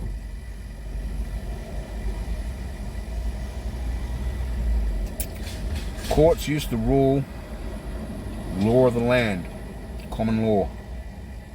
Courts now rule under corporate law, a law that is foreign to us because those who made the law are foreign. The head of the state is the head of the corporation. So, the Prime Minister, if you don't think they know this, listen to them refer to their government, to what they want for their private Australia. In fact, that's an interesting point. Haverchuck, I think it was only 2 days ago, about the floods in Queensland, was saying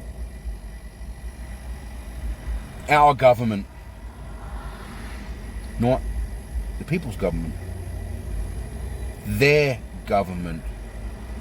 So what happens in all states, McGowan, crack smoking psychopath up at bloody Northern Territory, Dan Andrews, and all the rest of them. It's not your government. Get it through your heads. Don't call them your government. They are not your government. You've been misled, fooled, lied to, and given a perception that they work for you, and they damn well don't. And it goes from every senator, every bloody electorate person, every MP, every upper and house representative, all the way up to the top, all the way up ScoMo's rectum, out through his eyeballs. They're all in on the same boat, and they do not work for you. Period. If there's ever a greater time than what we currently face, this upcoming election will decide whether we fall as a nation of people with rights that have been stolen from us, or whether we continue the rest of our lives, and God forbid our kids' lives, of being ruled by tyranny, fraud, corporate law, to which none of our kids have been taught this. The problem with it is that the indoctrination is so powerful that when you try to present a door to our kids that they should walk through so they get a better handle on what the hell is their country doing, that they instantly dismiss it, that you're a conspiracy theorist or a fruitcake, or you don't know what you're on about, or my teacher didn't tell me this, because they never bother to stop and think for 1 second to question one primary foundation point. What if?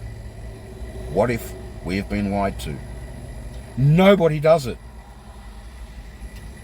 I had a legal beagle in YouTube a few weeks ago trying to tell me that my educational knowledge on the Constitution was bullshit, bogus, and everything else, and that this person declared that they are currently a law student. And there's a classic example. There is the next generation up and coming dead shit who's in the system, who's believed everything they've read from their indoctrination as being true, complete, concise, not misleading, nor full of shit, and never bothered to educate themselves past that point. telling somebody who was around when this shit happened that I'm full of shit. I don't know what I'm on about. And yet, a book is saying exactly the same things that I'm saying. And I've been saying what I've been saying long before I started reading this book. You can't convince the modern-aged woke idiot. They refuse to accept it because it goes against everything they've been told. It's like stripping them bare-ass naked to when they were born and throwing them out in the big blue sea of a world they don't understand. The lies they've been told, they understand those, but they don't recognise them as lies.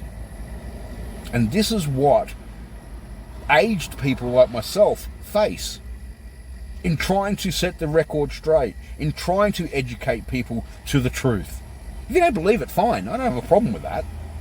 You're just going to contribute to maintaining the status quo of screwing up this country that's been done for 35 years currently. There's no excuse for not educating yourself in this. There is an explanation, however, if you are unaware. That I can get. But if somebody makes the effort to make you aware, then you have the obligation to at least read it or research it. And if you don't want to question the what if and say, oh, it's all bullshit, what I know is what I know and that's the truth, okay, great. Maintain the status quo, continue in screwing up this country. Because what they don't realise is when they get to an age where they start having their kids are going to go through this shit. It's not going to get better. It'll only get worse. Knowledge is a powerful thing. The government knows it. This is why they don't teach it in schools. They don't teach it in any educational facility. Not university, not school, not primary school, not kindergarten. Nowhere. They don't teach this shit.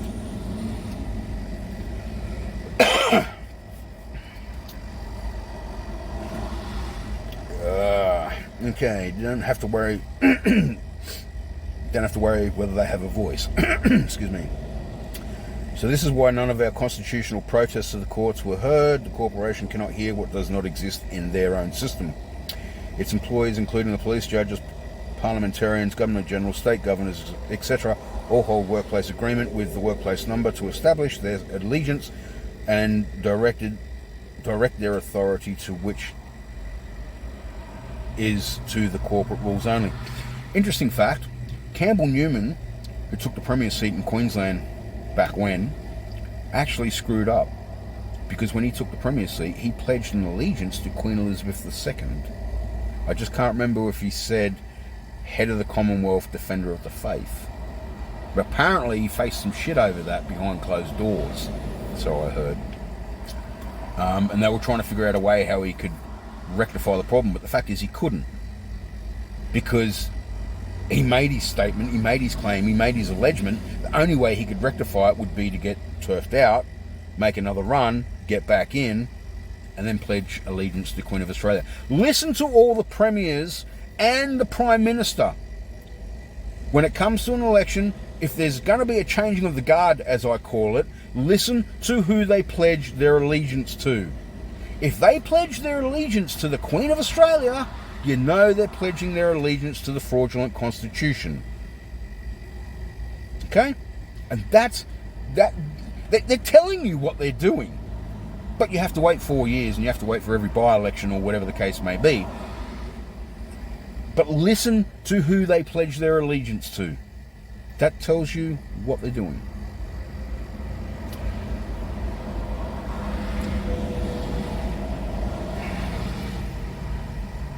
Their head of state is the head of the corporation, the Prime Minister. If you don't think they know this, listen to them refer to their government, to what they want for their private Australia. They just don't call it private Australia, because people would go, wait, what?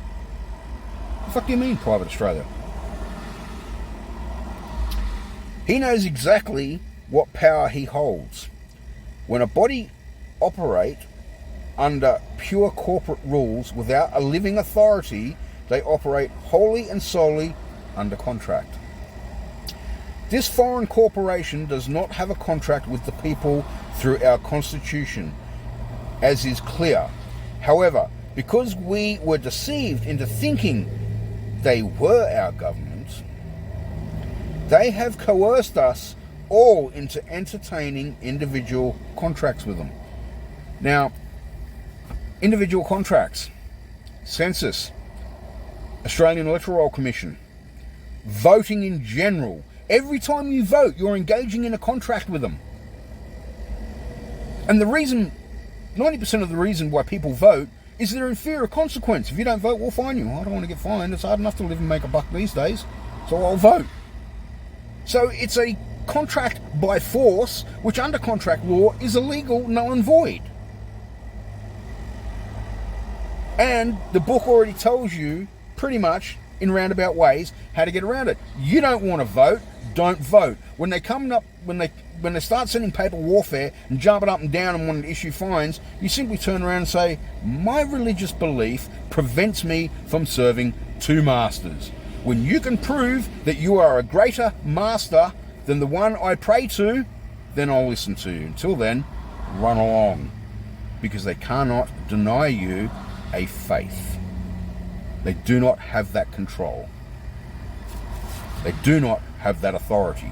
Hence why in the last census, do you have a religious belief? They're trying to figure out who believes, who doesn't believe, and therefore they'll know who will use religion or a faith to get around voting. That's why they ask these questions. They're probing you. So they can prime you for something else down the road.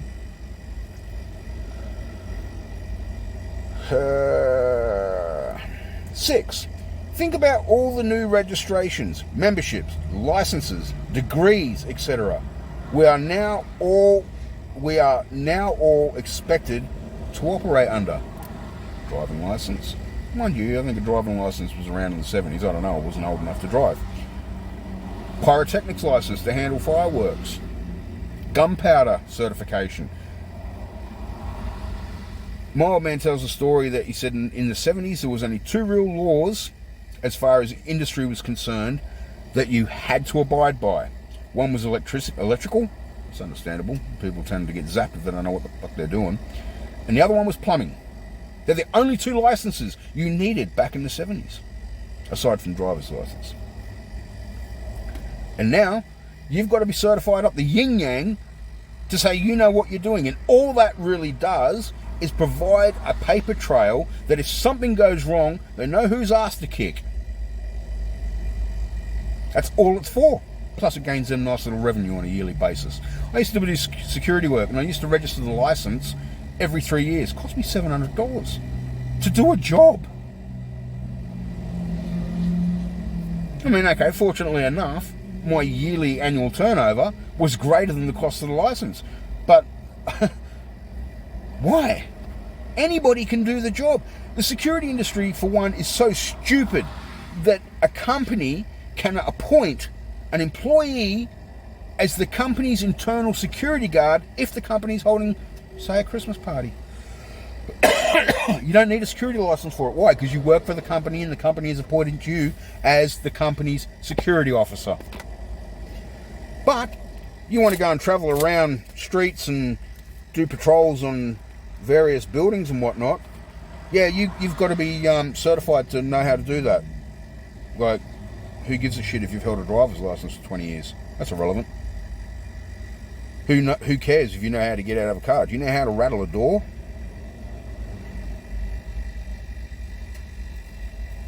And that's how stupid it is. And the only reason that they want people to have security licenses is because if they have to deal with the public for whatever reason, whether it's a medical issue or whether it's a conflict, confrontation, because security guards are taught hand-to-hand combat, chances are possible a security guard can injure a member of the public. And so therefore, the public, again, the victim, has the right to sue the security guard for damages. I remember a case, I can't recall where it was, but I do remember the case. A security guard was doing his patrols, when he was doing a patrol on a building or something or other, and he got jumped or set on upon by four guys. And they were pretty much kicking the candy out of the security guard by whatever means, and I don't know what it was. I wasn't there. I only read about it. The security guard managed to grab his mag light, right? Torch, which is common for security guards. Cops use them, you know. And so he had a means to be able to defend himself with. And as it was, he put two of the offenders in hospital. Well, they sued him for damages, assault, right? The prosecutions applied to the court saying that the security guard's torch was was the equivalent of a lead-filled pipe. Why? Because mag lights are metal, they're a tube, and the lead was the fucking batteries. And he lost the court case. He was found guilty of assault with a lead-filled pipe. As it was, the security guard in question appealed the court case. He got a new solicitor, or representative, and the case was overturned. But ever since, because of that case, I went about looking for flashlights that had capacitors in them, not batteries. And so, you know, you just charge it up and, yeah, good to run all night. And it was in a plastic sheath. It wasn't a metal pipe. It's the only way I could figure a way around it. I mean, this was the same when the government came up with the U-boot concept or theory that security guards are 90% more likely to have associations or criminal involvement with criminal elements. How many police corruption inquiries do you need? For fuck's sake.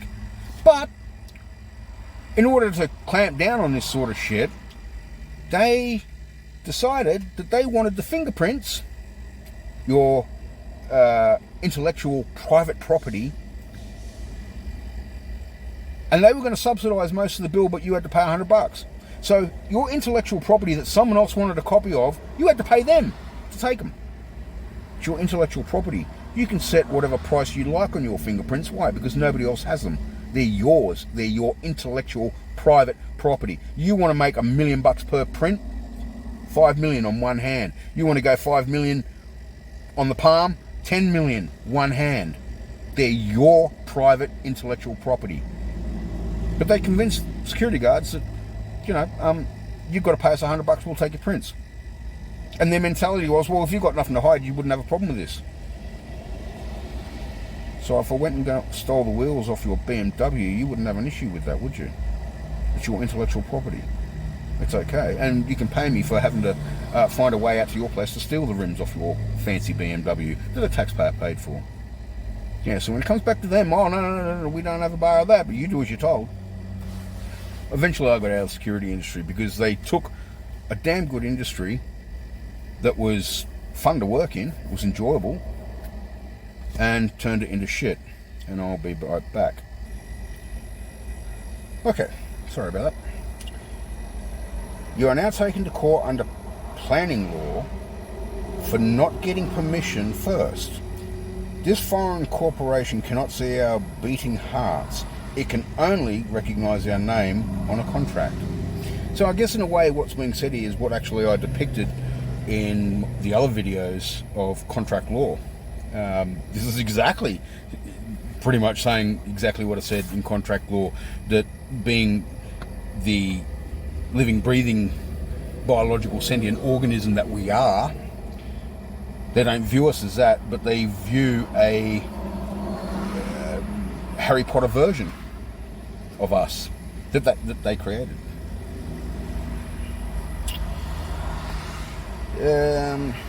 Was this disclosed to you when you entered that contract? Ever recall signing your John Doe in agreement to this? And more importantly, was that contract created validly under the common law of England jurisdiction of the owner of the land? No. So, where do we, the private men and women of the Commonwealth of Australia, stand now? 1. We, the people of the Commonwealth of Australia, have no parliament. 2, the Australian government has no authority over the people of the Commonwealth of Australia. So what it's actually saying is, you've got one of two options. Aside from the judicial penalty side, by not adhering to the Commonwealth of Australia 1901, but accepting the Australia Act Constitution 1986, you're actually committing treason against 1901. But by upholding 1986, you're agreeing that you have no rights in any instance anyway. So it's kind of like damned if you do and damned if you don't. They're never going to hang you for treason, right? Because that's the penalty for treason, it's death by hanging. They're never going to do it. Why? Because they've done it first. They've committed treason first. So it'll never happen. Nobody in this country, unless something changes in the political realm, nobody in this country will hang for treason.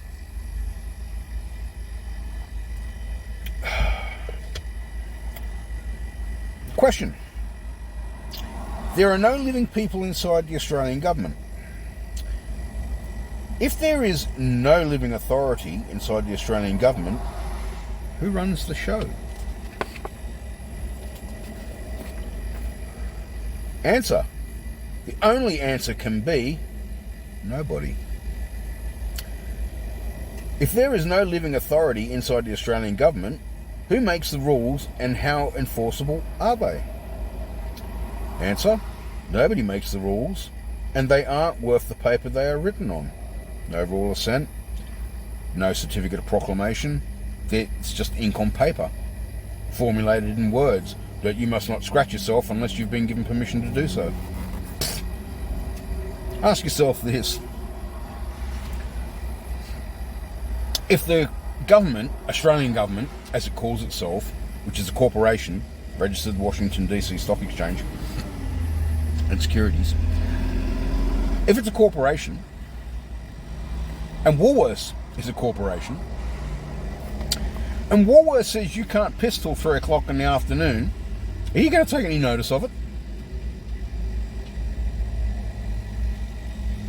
Obvious answer is no. So the follow-up question would be, well, why not? Woolworths is a corporation just like the Australian government. Oh, but the Australian government makes legislation and acts. So they're unenforceable. What is perceived to be laws and rules is only a perception of where you are detained in your own mind of perception that you must obey. You must obey to them, you must abide. Otherwise there's consequences. Does that not sound like schoolyard bullshit? Give me your lunch money or I'll beat you up. Obviously the quiet kid's not going to want to get beaten up, so he gives over his lunch money. Why? Because the perception is that he's going to come to pain or harm if he doesn't. As adults, we either decide to lock horns or we don't pay the bill.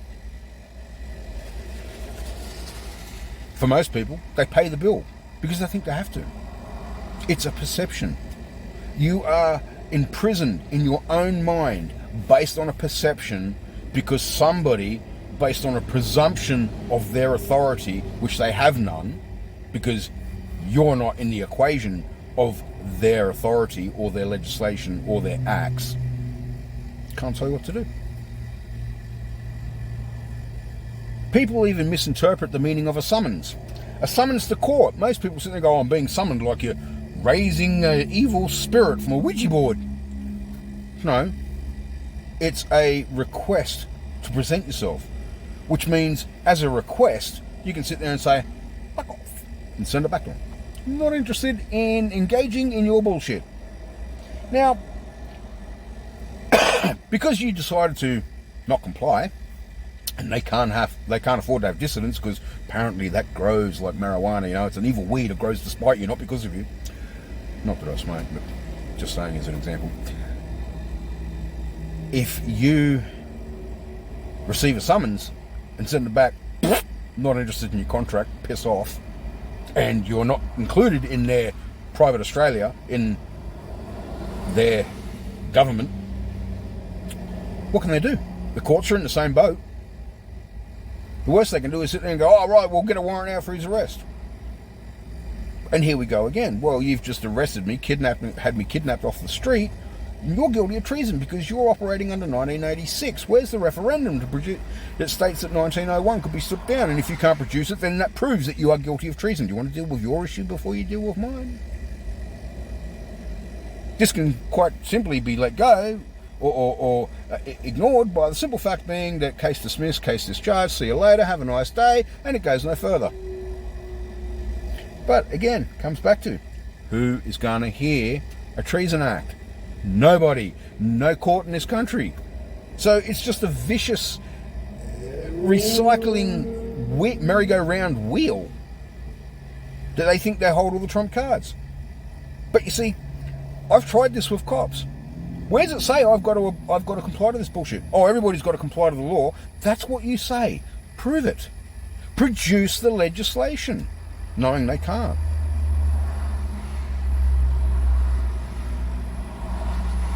So you can either comply because your brain says, oh, you should comply, otherwise you're going to face consequence. Oh, I'm in fear of consequence, so I better comply. Fuck them. They've done the wrong thing by you to start off with. Why the fuck should you get down and kiss their boots? They've taken away all your rights, all your powers, all your inalienable rights to own land and everything else and be free. They've taken that away from you, and they didn't even have the testicular fortitude to tell you about it. But just tell you got to comply. And you do.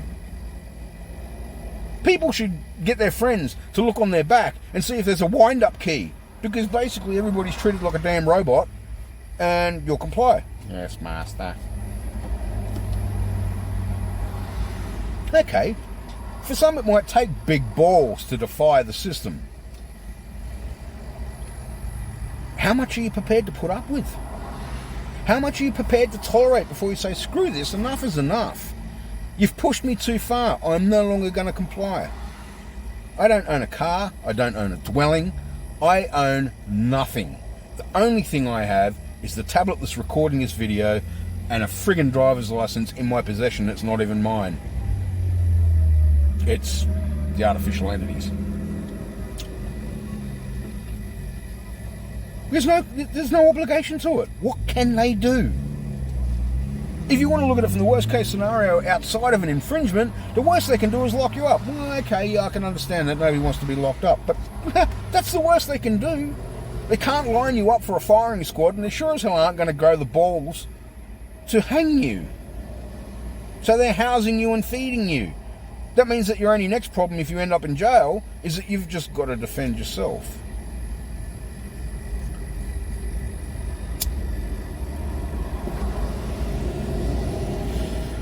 Okay.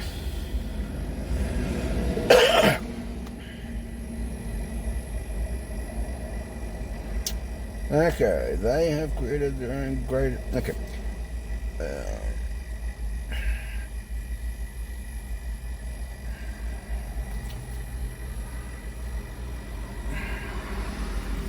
Where was I up to?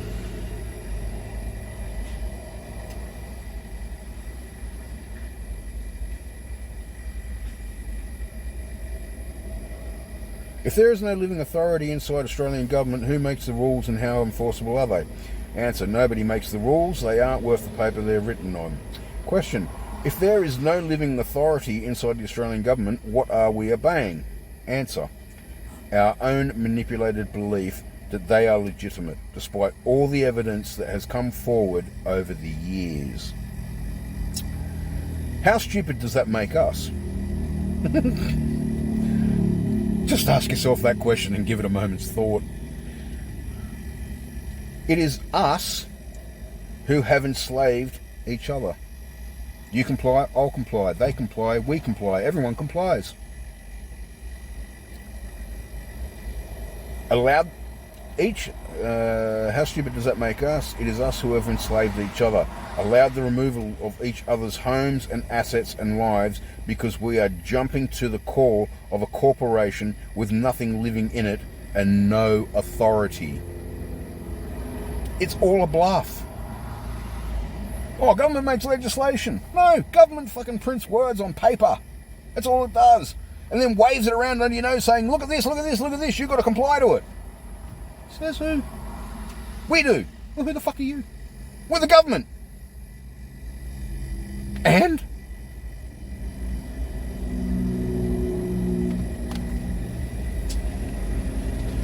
So all you people trying to keep smart meters out of your homes,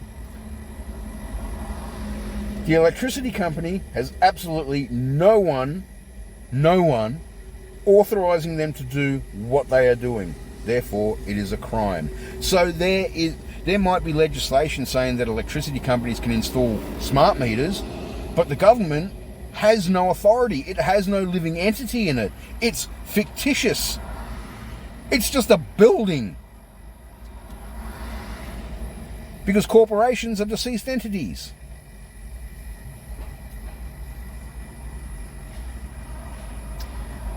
The lock the gate people, said this before, defending their land against CSG, coal seam gas, the fracking companies have absolutely no one authorising them to enter your land and steal your ownership. That's a great technicality, because if you purchased the land or acquired the land post 86, you didn't own the land to start with. But if you owned the land or purchased the land pre 86, then yes, because the land would have been purchased under fee simple, and you do own it.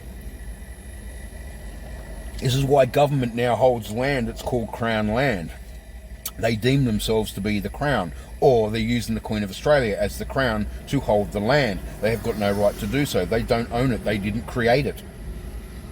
This comes back to you can have one of two scenarios to pick from in your choice of belief. A, science, Big Bang Theory is what created the planet and the universe and the solar system and everything else that rattles around and bloat in space. Or B, a far superior being created everything that we know of ourselves, space, universe, and all that sort of shit. But the one thing, doesn't matter which one you want to choose, the one thing you can absolutely take to the bank, guaranteed, sure to hit the nail on the head, government did not create the landmass. Just didn't. As I had a court tell me, you can only control that of which you made or own. You can't control anything else. You cannot own anything else. You can only own and control what you created. Government didn't create planet Earth. Government didn't create Australia, the landmass, Terra Australis, Van Diemen's Land. Doesn't matter what name you want to stick to it. Government didn't create it. Period.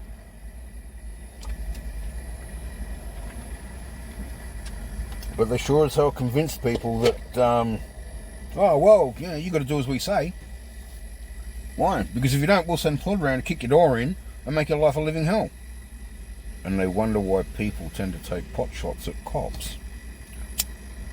Starting to see why now.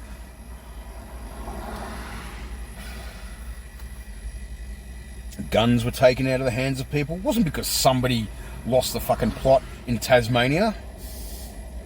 They knew fucking damn well that if they tried this shit on us and we still had guns and we woke up to it, we'd shoot them, which would be in our constitutional right.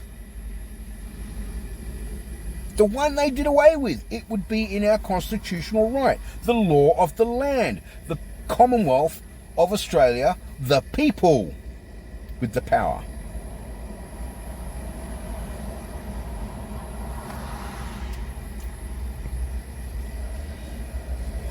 Everyone who is worried about the imposition of the carbon tax, it has no authority behind it. Keep your money.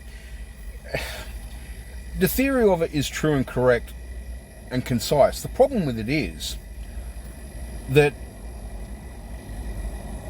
the government or its subsidiary departments never say, oh, please make a contribution to the carbon tax. they take it out in your taxes anyway. Whether you buy food, petrol, buy a vehicle, pay registration, all these little taxes that are added on, administration costs, that's a tax. Open a bank account for $5. Yeah, as soon as you get that first month's bloody print readout of how much money's gone through that account, oh, well, there's an administration fee for that. You know, there's actually no legislation that says you have to have a bank account, which presents people who are working with a great advantage over their employer. The only reason the bank account scenario and the employer scenario was created was for the government to be able, or the ATO, to keep track on people's accounts. There's no lawful legal obligation to have a bank account. And if your employer says, well, you've got to have a bank account, produce the law that says I have to. I don't trust banks. Oh, well, that screws around with our payroll scenario. That's your fucking problem, not mine. I've done the week's work. Fucking will pay me. Oh, well, you've got to get a bank account.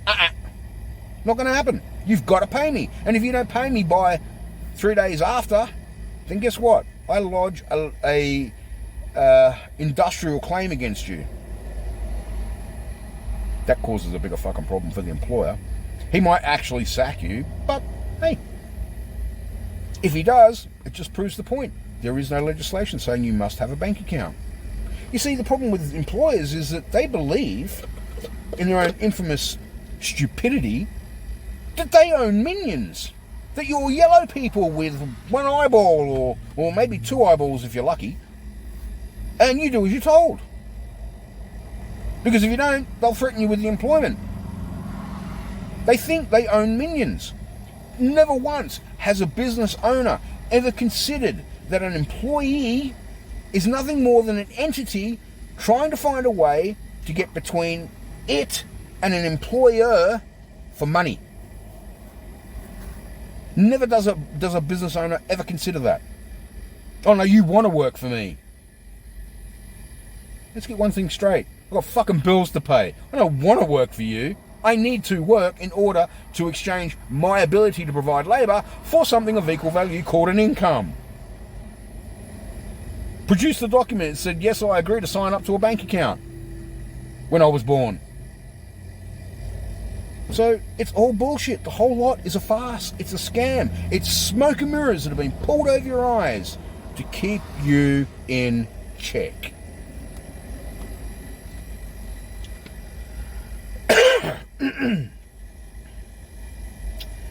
The massive monies the Australian government are borrowing from overseas, which is probably meaning reference to the International Monetary Fund, the World Bank, and we are expected to repay, keeping in mind that due to this whole COVID bullshit, the country is somewhere to the tune of $137 trillion in debt. To who? Jupiter? Who are we in debt to? We're not. It's the government's debt, not ours. You locked us down. We all have to eat. It's not like we wanted to be locked down. If we weren't locked down, we'd be going to work, we'd be earning money, and therefore we could buy our own food. But no, you decided to lock us down, and therefore we can't earn money, so we can't buy food. So you better do something about it. You created this problem, fix it. But it's their debt, not ours. The massive monies the Australian government are borrowing from overseas and we are expected to repay, not our government, so not our debt. We didn't authorise it, which is exactly that. We didn't authorise it. This is your doing, not ours. If we had the authority, we'd say, you know what? Screw the bloody flu that you've renamed as COVID. Gone to work with the flu before, nobody else has croaked from it. Fuck it, I'm going to work. Oh no, you've got to be jabbed for that. Well, I didn't have to be jabbed before. I've never had the seasonal flu shot to work. And yet I still went to work. What changed? Oh, you changed the name of a respiratory virus and boosted it up the arse with a big injection of steroids and bestowed fear in everybody. Yeah, that's what changed. Okay, question. Where is the money from Telstra, from the mining royalties, from the taxes, from any monies this corporation have taken without authority. If you remember, or maybe you don't, Telstra's shits decades ago now. In actual fact, before Telstra it was Telecom, and those my age would remember Telecom. But they sold off Telstra. They've sold off all public assets pretty much, and it wasn't theirs to sell. It was the people's, and they've sold it and kept the money. There is a tax haven in Delaware, USA, that I can't guarantee it, so I'll have to say it's rumour, purports that Australia, or Australian government, has 3 bank accounts with trillions of dollars in it. And yet, we're forced to starve while they eat high on the hog because of their scam. We're basically mushrooms pissed on without even the courtesy of having it called rain. If this doesn't get you angry, nothing ever will.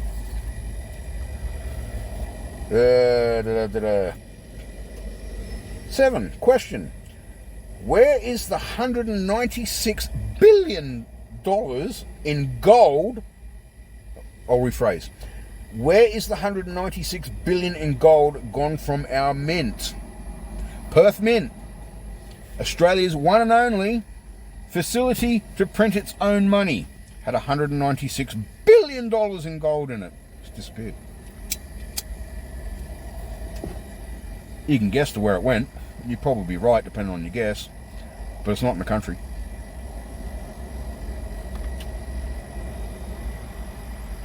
The wealth, security of the people. So it was our damn bloody money that was bestowed to us in the event of, like, a Great Depression. Shit hit the fan material. That's what the gold was for. When the gold standard used to be the trade of currency, before they converted it to this paper bullshit fiat worthless crap. They stole $196 billion in gold. Not rightfully theirs. Question.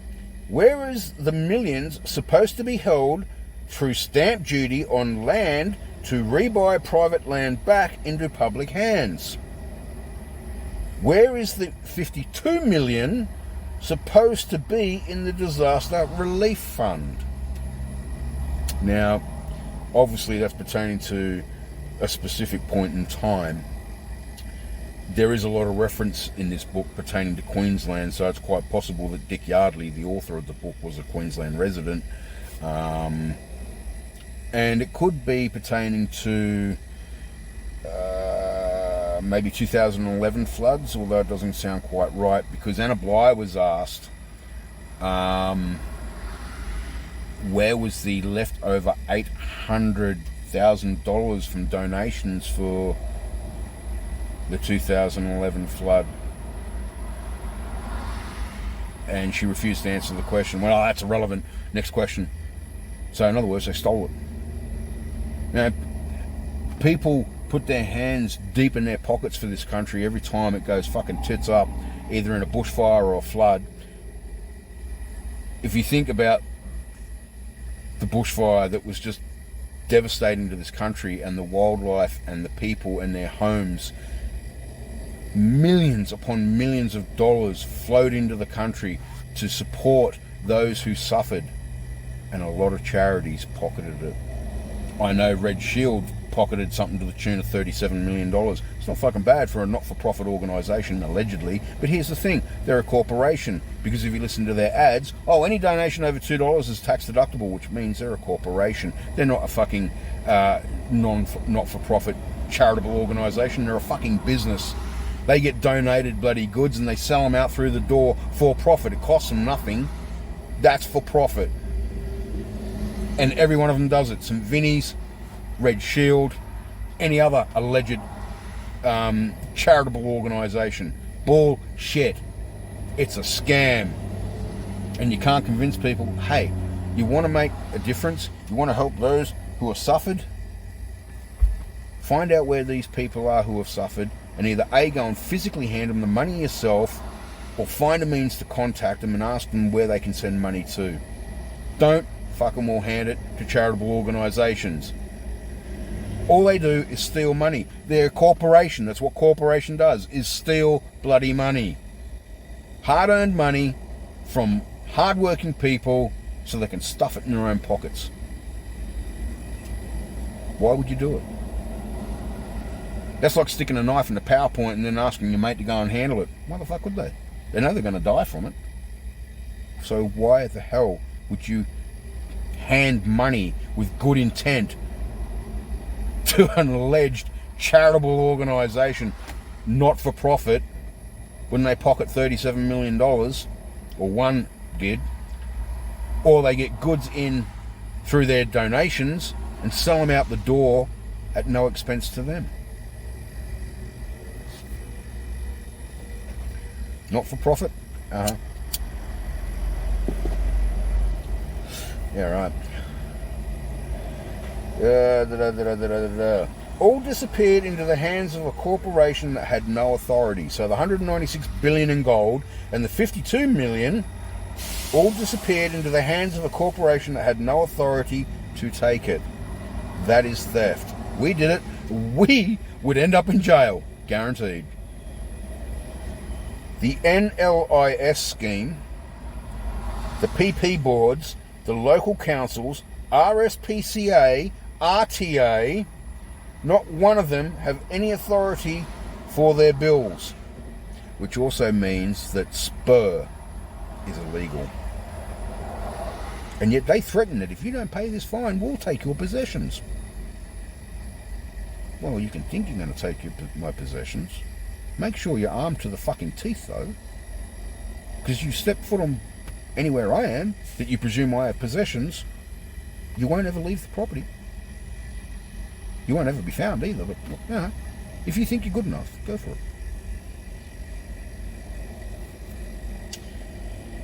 it. Not one of them have any authority for their bills, their fines, their rates, their impositions. Send them back. Which makes sense. They're operating under their own private Australia. Technically, we are trespassing because we're not invited into that constitution. And therefore, every bill, because we're not invited into the contract, send the bills back. It would mean that there would be a legal ramification and you'd have to get your shit together in law, but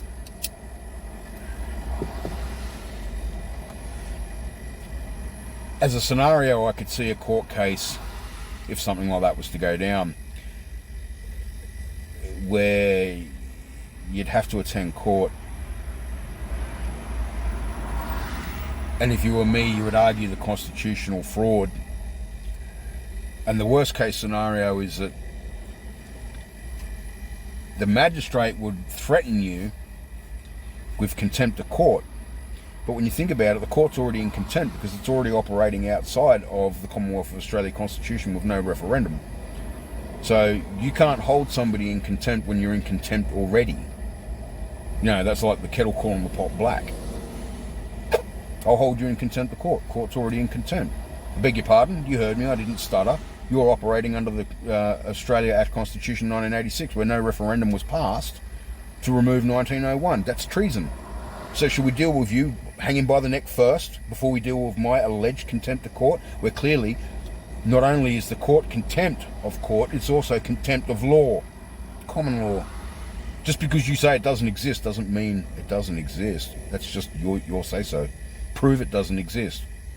Oh, well, under this constitution, and that constitution is fraudulent. Can't have it both ways. I'll lock you up. Well, that's threat. And according to the 1899 Queensland Criminal Code, before they omitted it, stated that threat, intimidation and blackmail are criminal offences, and each offence, if found guilty, carries a 2-year jail sentence.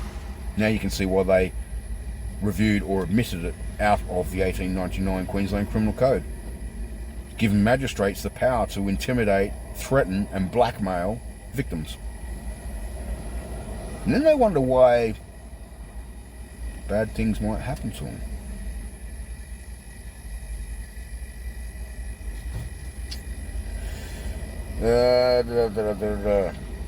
Did you catch that? Local councils have no authority behind them. Not only are they unconstitutional, they are acting criminally when they enforce their rules without any authority. The problem with it is that technically it's correct. The problem with it is they do have authority under the Corporations Act that the government bestowed to them. Hence the referendum in 88, should we make councils a tier of government, and the referendum returned a no vote. And so what they did was they gave councils authority under the Corporations Act. Now you can see why they made a Corporations Act. Why? Because the government's a corporation themselves. How can we get this across the board? Oh, we'll just make everything a corporation and everything's got to comply to it under the Corporations Act. Simple enough, done. But as far as what the book's saying, and I don't know when the book was made, at probably the time of print, it was legit and correct that councils have no authority. And it goes on to say, and it gets worse. Like it isn't bad enough already. Question: have you been arrested?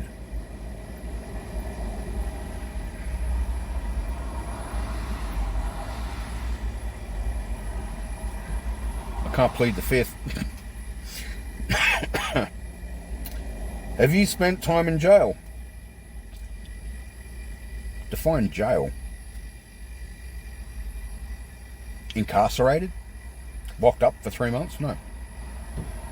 Watch house? Yeah. Yeah. Only because I refused to play their game. They tried to threaten me and intimidate me and say, oh, we're going to take your fingerprints and photos. I said, I don't consent.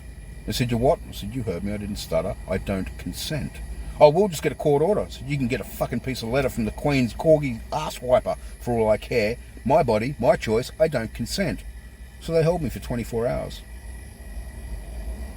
It's interesting when you know who you are and what your rights are and what rights they don't have, they have a problem.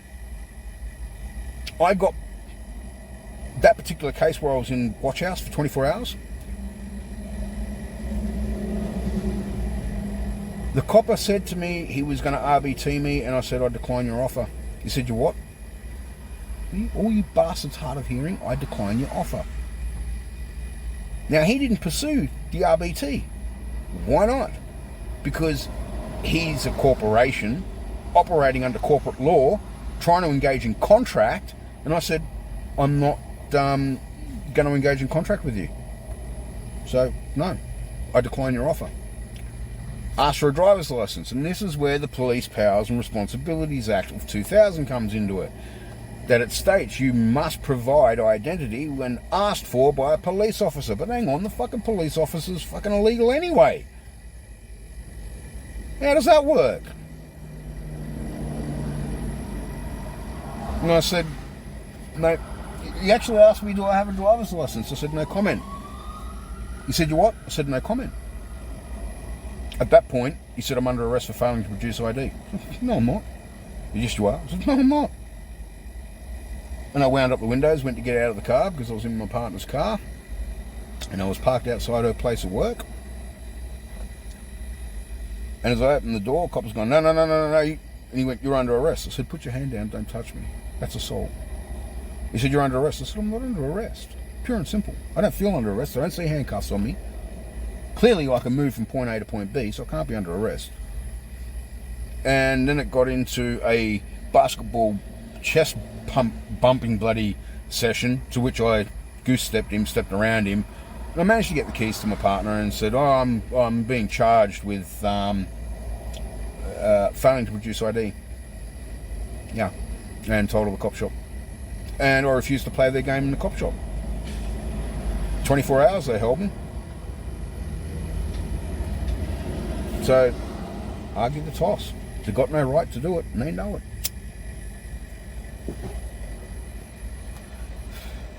If they had any authority, we're going to take your prints and photos, they would have just done it. They wouldn't have tried to threaten me with a court order. Why would you need a court order if you think you've got the right to do it? If you think you have the authority to do it? Clearly you don't. You need a piece of paper from an asshole who has your back. Yeah, have fun with that. The judge and the policeman hold their licenses under a workplace agreement. So anybody who's in the know who asks for a policeman's business number, they're technically right, but they've got the right horse in the wrong stable. What they should be asking for is not the police officer's business number, but the police officer's workplace agreement number. Different thing altogether. Now they can still sit there and say, it's in the office, or I don't know what it is. That's your fucking problem, not mine. Because you see, when you demand a police officer presents their workplace agreement number, it legitifies that they are a police officer. And if they can't produce it, they're acting illegally, regardless of the uniform, regardless of the presumption. Hold their licenses under a workplace agreement, not a constitutional authority. They had no authority to arrest or jail you. You see, the whole thing is a smoke and mirror circus. They've convinced you based on lies that you have an obligation to this shit, but they haven't told you what they've done. They've just said, you've got to.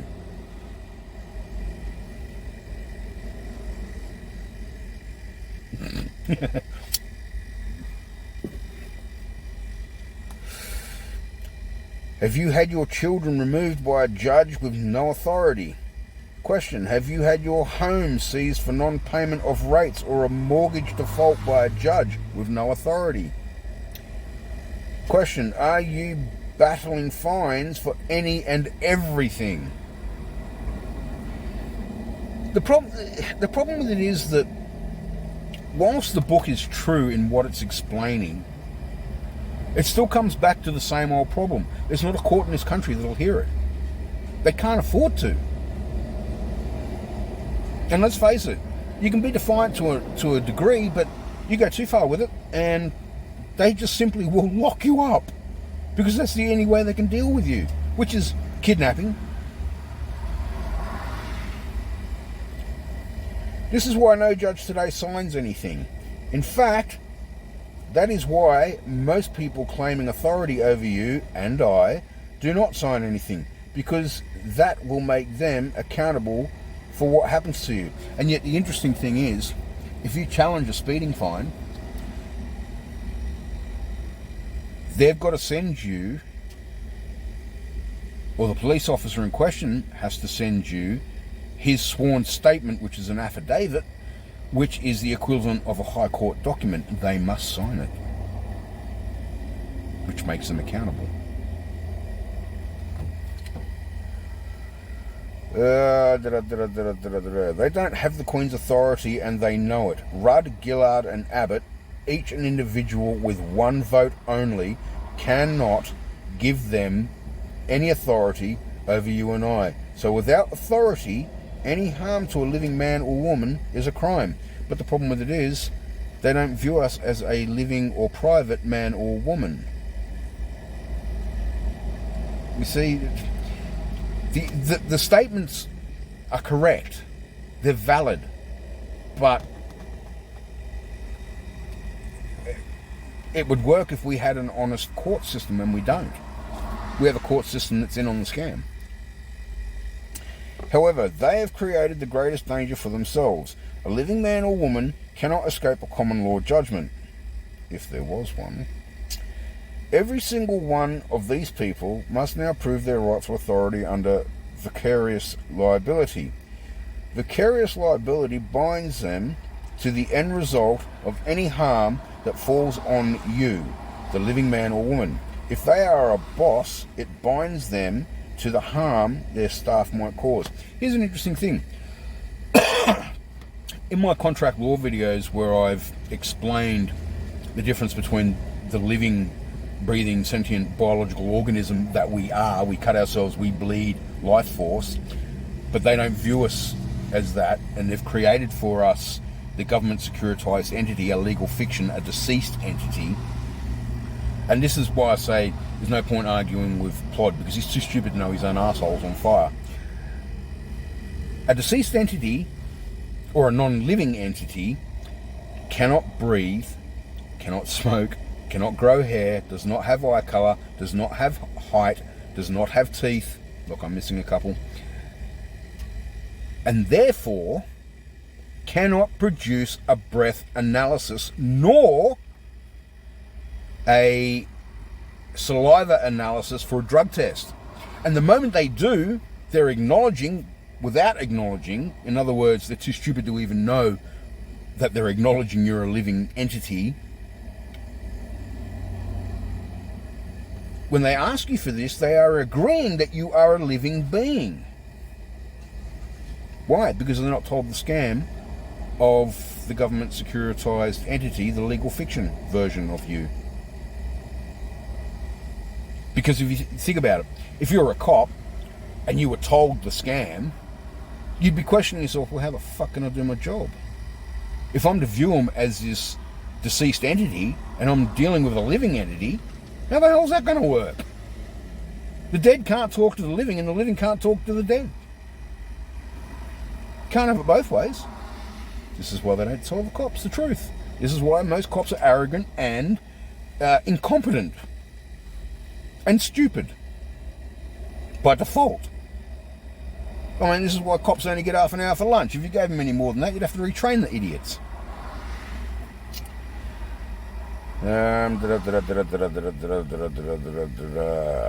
That means, regardless of corporate legislation protecting parliamentarians, these entities are still also private men and women, and as such are outside the Australian Government Corporation's protection.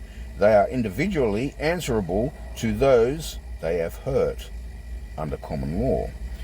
Now, I did the security course in 1997. 1997. And the training institute, if you like, stated that common law doesn't exist in Queensland. When you look at it from this book's perspective, common law doesn't exist at all when they've done away with 1901. As it stated earlier, don't have to worry about a voice, don't have to worry about if you have a home or food to eat, don't have to worry about common law, don't have to worry about human rights legislation, don't have to worry about this, that and the other. So the book kind of contradicts itself, because you can't have common law in one aspect and not common law in another aspect. But what he's actually saying is that if you hold yourself true to upholding 1901, then you know that the laws pertaining to 1901, and they are legitimate laws, common law prevails. Again, comes back to what court's going to hear it. This is always going to be the problem. Men and women have been destroyed without authority.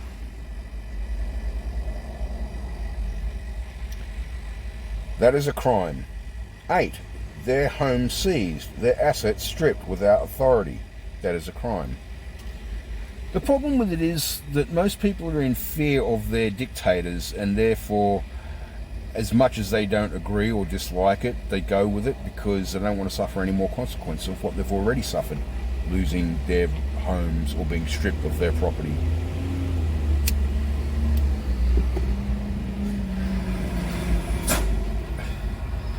It's interesting that if an entity has an issue with a council, and council wants to sit there and wave its sabre and beat its war drum, they do it with the cops. I used to share a property with a guy, and he knew some shit, same as I knew some shit. And council were trying to threaten him. They chased him from one suburb to the next suburb that was 4 suburbs away between the two. And, they were trying to read their riot act at him and everything else, and they were going to break down his gate and rah. But they turned up with the cops. How big and brave and bold are council members? Need the cops in hand. Why? You're apparently authority. Why would you need the cops? Unless you're admitting without admitting that you have no authority, and you need the cops to enforce it for you.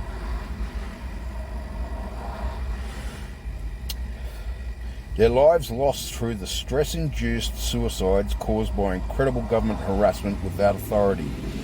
That is a crime. Our Commonwealth of Australia Constitution Act is alive and well and living underground. Dig it out and stand on it. It is the only thing that currently protects us in any way, because that contract between the individual private living people and the Queen still exists.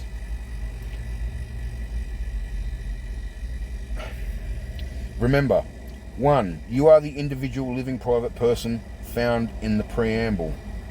2. The Queen is an individual living private person found in the preamble. So there's a contract between two living people. 3. Your private person and the Queen hold a contract together with the blessings of Almighty God. So is government decreeing that it's above God? I'd like to see him prove it. 4. In the preamble, you are protected by your common law jurisdiction. And I guess it's a saying, as the saying goes, if you don't know what your rights are, you have no rights. So you can see you have to educate yourself in this shit to know what your rights are and where your rights come from. Instead of just sitting back going, oh, you know what? I voted for this idiot to speak on my behalf, and he gets paid because he got in to speak on my behalf. So therefore, why do I have to think when he can think for me? That's just fucking laziness. Ever heard of personal advancement? Educate yourself. It's your job to educate yourself, not whoever you voted for to educate you. You've only voted for them to tell you what to do, regardless of what you want them to tell you what to do.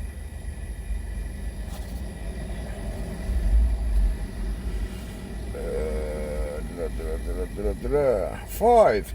You are the legal person inside Clause 9, the Constitution. 6.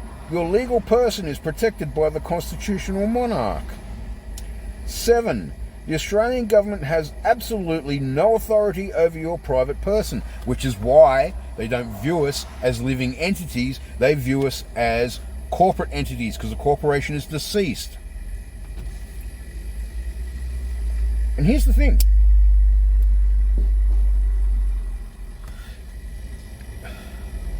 You know you're alive, and you can prove it.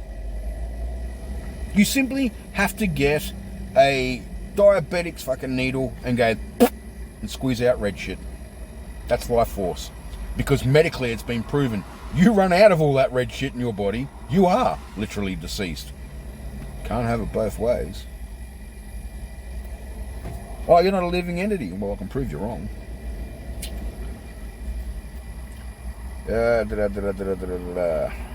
The Australian government has absolutely no authority over your legal person. No.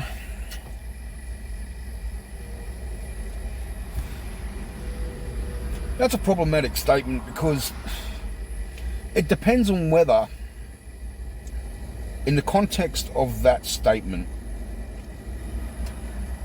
the legal person... You see, there's two different aspects. There's legal and there's lawful.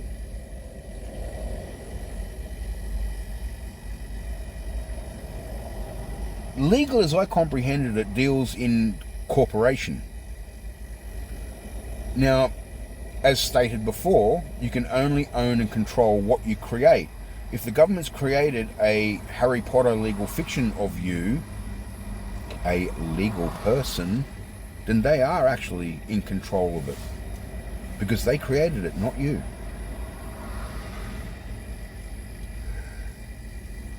You see, here's the difference. People are living private men and women. Legal person is a corporate entity. It's a deceased entity. So they absolutely do have control over it, as I comprehend it. The Australian government is not part of the contract between you and the Queen. Well, yeah, that's true. 10. The Australian government is not part of the 1901 proclaimed contract. True again. 11. The Australian government has no contractual or constitutional monarch. And that is true, absolutely. Gough Whitlam only merely changed the living entity, which is Queen Elizabeth II, to Queen of Australia, which is a statutory entity that has no substance. As I've said to people, tell me when the Queen of Australia was coronated. Tell me where, tell me when, and tell me who was present. But you see, what they've done is they've tried to associate the Queen of Australia as to being a link to the Queen of England. The difference is the Queen of England is currently living. The Queen of Australia has never drawn breath. It's bullshit on paper. Nobody even knows where this bitch lives. There is no fucking castle in Australia. Go figure. And and the government wants to define it. Oh, well, the Queen of Australia is a link, a direct link, like an heir or successor to Queen Elizabeth. Well, that can't be right, because the current Queen is still alive and kicking. An heir and successor is a entity that has risen to power as a successor. It's not a predecessor. It's not an equal. It can't be. So it's all bullshit. It's make-believe. They know this, and they have not stopped. Therefore, they are criminals. No contract plus no authority equals go away. Hence the Neo comment that I made in the beginning of the movie. Know yourself. Know thyself. Know who you are. Know you're a living, breathing, private man, woman, child. Know that you are not artificial Harry Potter make-believe, government securitized entity. They might call you a fruitcake. Who gives a shit? They're making a claim. You make a claim. Oh, you're a corporate entity. No, I'm not. I disagree with that. I'm actually a living entity and I can prove it. Go on. Now prove I'm a deceased entity. What are they going to do? Oh, well, it's in words. Words is just ink scrambled on paper. Where's the substance? In the printer? Remember, people, 5. Operation of the Constitution and laws. This Act and all laws made by the Parliament of the Commonwealth under the Constitution shall be binding on the courts, judges and people of every state and of every part of the Commonwealth, notwithstanding anything in the laws of any state. You could actually use that paragraph in a court of law to put the judge, magistrate, the adjudicator, the tyrant on notice. So there's a legal loophole. This phrase, the laws of any state, entrenches the common law of England. Yeah, there you go. In other words, by quoting that phrase in a court of law, it doesn't actually obligate the tyrant, but it puts them on notice of that their current actions are treasonous, which is penalty by death of hanging. Principles of international law recognized in the Charter of the Nuremberg Tribunal and in the judgment of the tribunal extracts. Principle 3. The fact that a person who committed an act which constitutes a crime under international law acted as head of state or responsible government official does not relieve him from his responsibility under international law. So, if I comprehended that correctly, ScoMo, every premier of every state, territory, is guilty under the Nuremberg Code of forcing living private men and women against their will to accept a medical procedure without their consent, nor full knowledge, nor full data, nor full comprehension of outcome. And under the international law and the Nuremberg Code, that is illegal. And they know it. The question you've got to ask yourself is, those sitting in the almighty pristine chairs of the Nuremberg Tribunal, are they in on the scam too? Or are they purely and solely independent? Principle 4. The fact that a person acted pursuant to the order of his government or of a superior does not relieve him from responsibility under international law, provided a moral choice was in fact possible to him. In inverted commas it says, crimes against international law are committed by men, not by abstract entities, and only by punishing individuals who commit such crimes can the provisions of international law be enforced.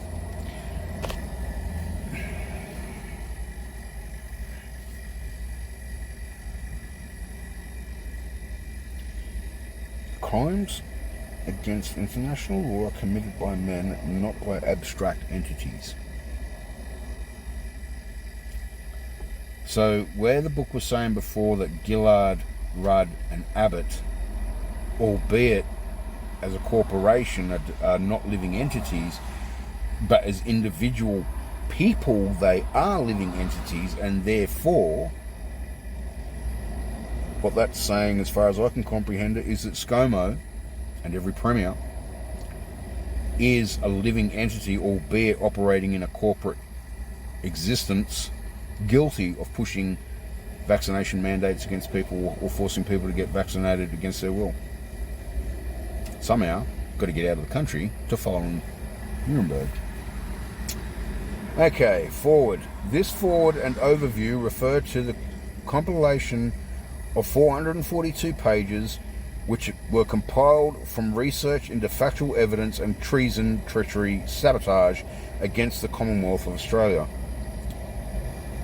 Compiled from years of research proving such matters as, but not limited to, members of political parties, each under their own party's constitution and policies, have deceived us and our constitutional sovereign and monarch by creating, under a progressive evolutionary process, corporations that control all entities inside parliaments, governments and courts of Australia, with no separation of powers and with purported Governor-Generals and Governors under their control also.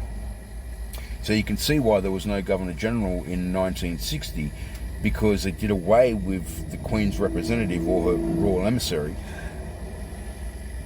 and made the Governor-General a tier of government, so therefore the Governor-General couldn't act on behalf of the people of the Constitution. It could only act in view or favour of the government. That's just fucking offensive, outright, point blank.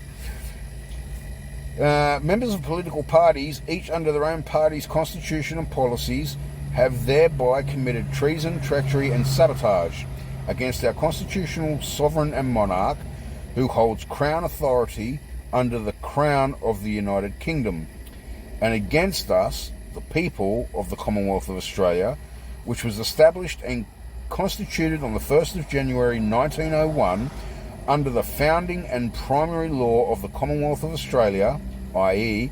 the Commonwealth of Australia Constitution Act 1901, and proclaimed and gazetted, and as consisting of its preamble, clauses 1 to 9, and the schedule with the oath affirmation to our constitutional sovereign and monarch. This has almost been 3 hours, so I'm at page 17. I was intending to stop at page 21.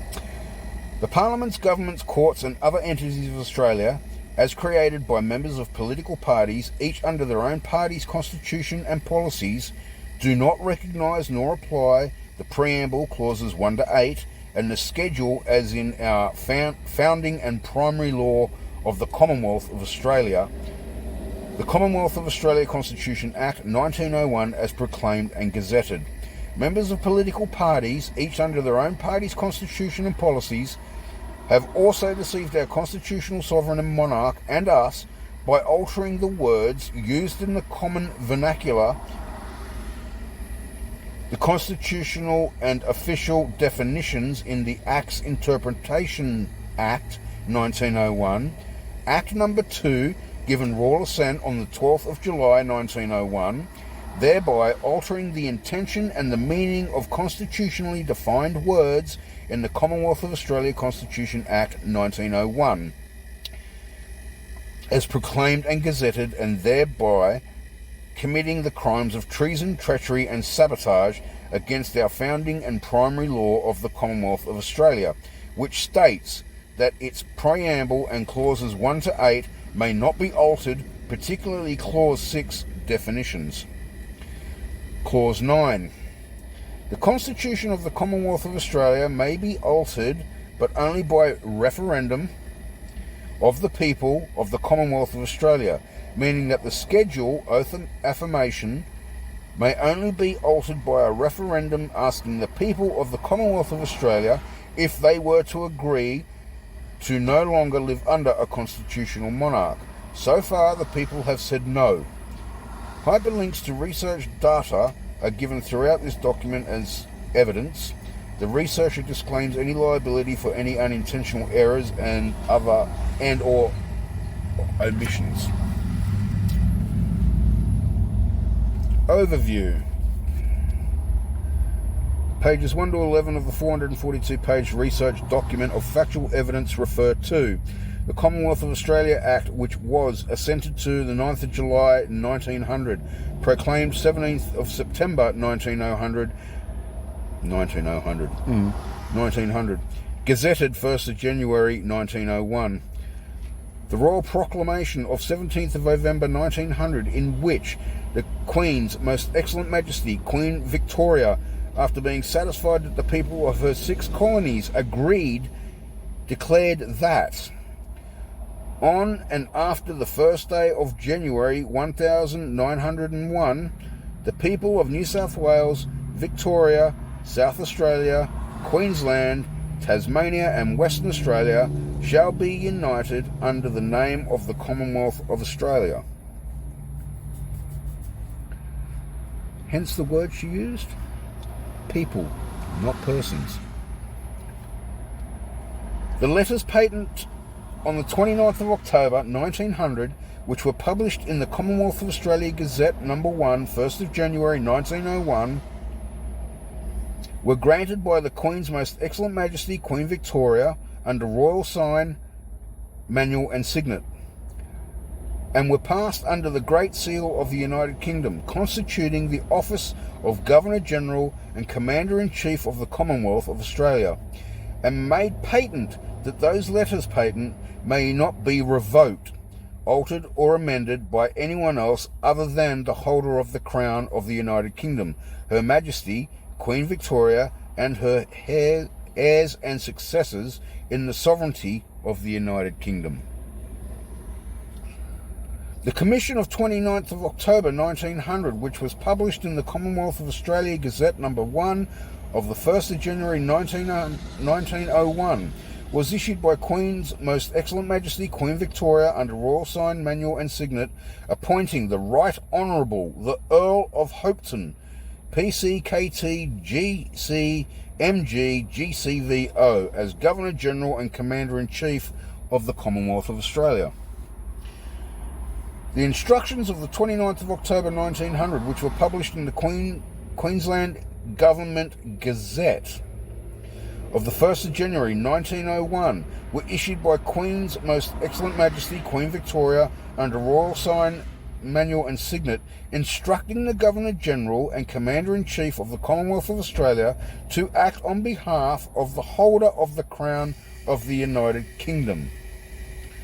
The people of the Commonwealth of Australia, having faith in Almighty God, believe that they would live in one indissoluble federal commonwealth under the Constitution thereby established on the 1st of January 1901. Might also be why the last census said, do you have a faith? If people have lost faith in God, they can do away with that, because people no longer hold the faith in God. Pages 11 to 25 of the 422 pages research document of factual evidence refer to the Queen's Most Excellent Majesty Queen Victoria and heirs and successors of the sovereignty of the United Kingdom and our constitutional sovereign and monarchs. The details of Governor-Generals and Commanders-in-Chief who were appointed by commission under royal sign, manual and signet up to but not including 2nd of February 1960. So, basically it lists every Governor General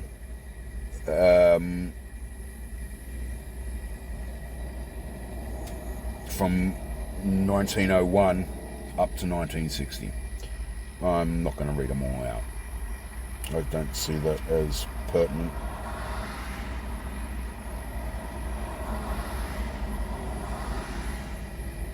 Although there doesn't seem to be that many listed. Governor General and Commander-in-Chief Sir William John McKell, on the 7th of May 53, who published his proclamation on the 28th of April 1953 under my hand and the seal of the Commonwealth of Australia with respect to the Royal Titles Act 1953 UK 1 and 2 Eliz.2, meaning Queen Elizabeth II, could be Charter 9, ch.9, of the 26th of March 1953, an act to provide for an alteration of the Royal Styles and Titles, Royal Styles and Titles Act 1953, Commonwealth Act number 32 of the 3rd of April 1953, an act relating to the Royal Style and Titles, reserved for Her Majesty's pleasure 18th of March 1953, Queen's Assent 3rd of April 1953, Queen's Assent proclaimed 7th of May 1953, with its schedule according to its section for enshrining the Royal Style and Titles, Elizabeth II,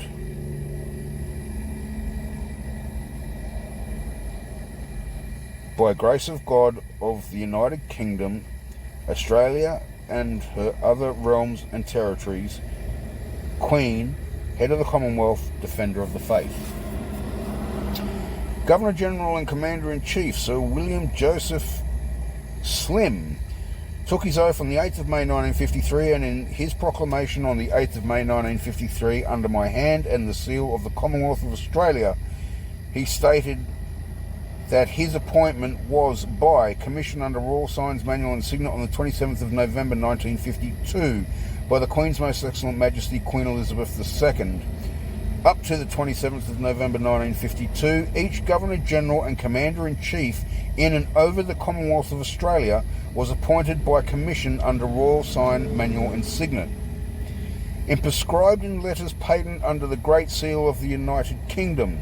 On the 2nd of June 1953, Her Majesty Queen Elizabeth II took her coronation oath in the Collegiate Church, I don't know if that's pronounced right, of St. Peter at Westminster, and granted royal warrants of 16th of February 1954 and 17th of November 1955.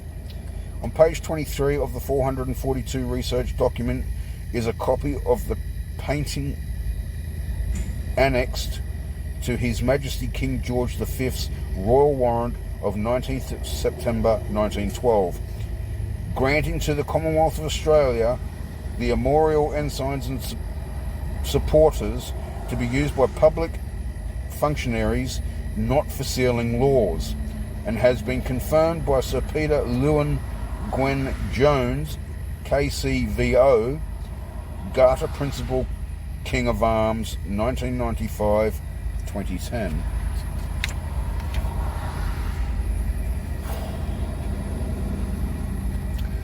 Pages 25 to 28 of the 422-page research document of factual evidence referred to. List of Governor-Generals not appointed under Royal Sign Manual and Signet, commencing with Governor-General William Shepherd, Viscount Dunrossel, who was Governor-General of the Commander-in-Chief in and over the Commonwealth of Australia, as published in his proclamation of the 2nd of February 1960, given under my hand and the Great Seal of the Commonwealth of Australia, with his appointment by commission, dated 18th of December 1959, under Royal Signet Manual and the Royal Great Seal of the Commonwealth of Australia, not Signet, i.e. Governor-Generals now under the control of political parties, not the Crown. So this is the beginning of where Australia became privatised. a private land.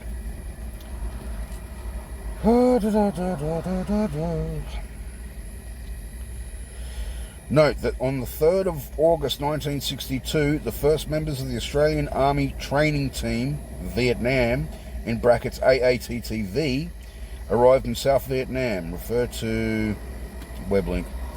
Pages 29 to 32 of the 442-page researched documents of factual evidence refers to decimal notes and coins were introduced 14th of February 1966, marking the end of British-style currency system based on pounds, shillings and pence, but done contra to our founding and primary law of the Commonwealth of Australia, the Commonwealth of Australia Constitution Act 1901, as proclaimed and gazetted, particularly at Clause 9, the Constitution of the Commonwealth of Australia. So, by abiding by the Australia Act Constitution 1986 constitutes treason against 1901. But, a step further, also in violation of 1901, you're using a foreign money object that hasn't received royal assent to be used.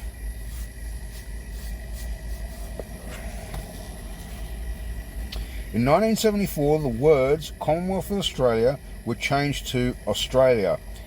In the legend on the medium of exchange in the form of paper money. Australian dollars are not legal tender, and that is correct, they aren't. Despite the fact that nothing backs them, nothing of intrinsic value backs money, they're worthless. But that aside, the fact that it hasn't given royal assent to step away from pounds, shillings and pence makes it a violation against 1901, and the fact that we don't print it makes it a bit hard not to.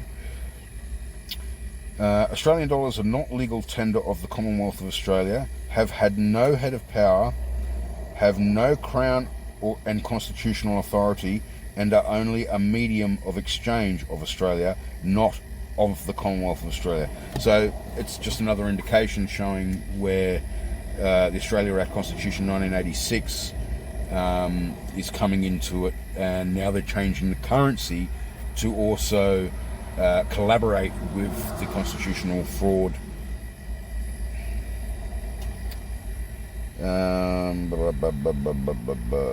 Okay. Magnified inspection of an Australian dollar polymer plastic note reveals a watermarked seal, the stylized arms number 2 solid US serial number 89000533, which was registered in 1992 with the United States Patent and Trademarks Office. So the money isn't even printed in Australia. It's printed in the United States and shipped here. That's pretty cool. Yeah, it's pretty scandalous. Australian currency with the United States bloody serial number on it. Awesome. Australian Citizen Act 1973, number 99 of the 17th of September 1973 has this seal, which is just the description of the picture shown. It's got a $5 note with Queen Elizabeth on it, but not wearing a crown, which means it's a legal tender. And next to it is the alleged Great Australian Fraudulent Seal, the kangaroo and the emu. Okay, page 21, and I'm going to stop it at that.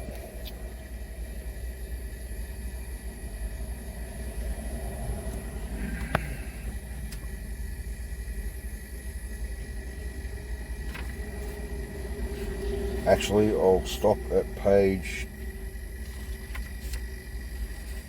Oh, shit.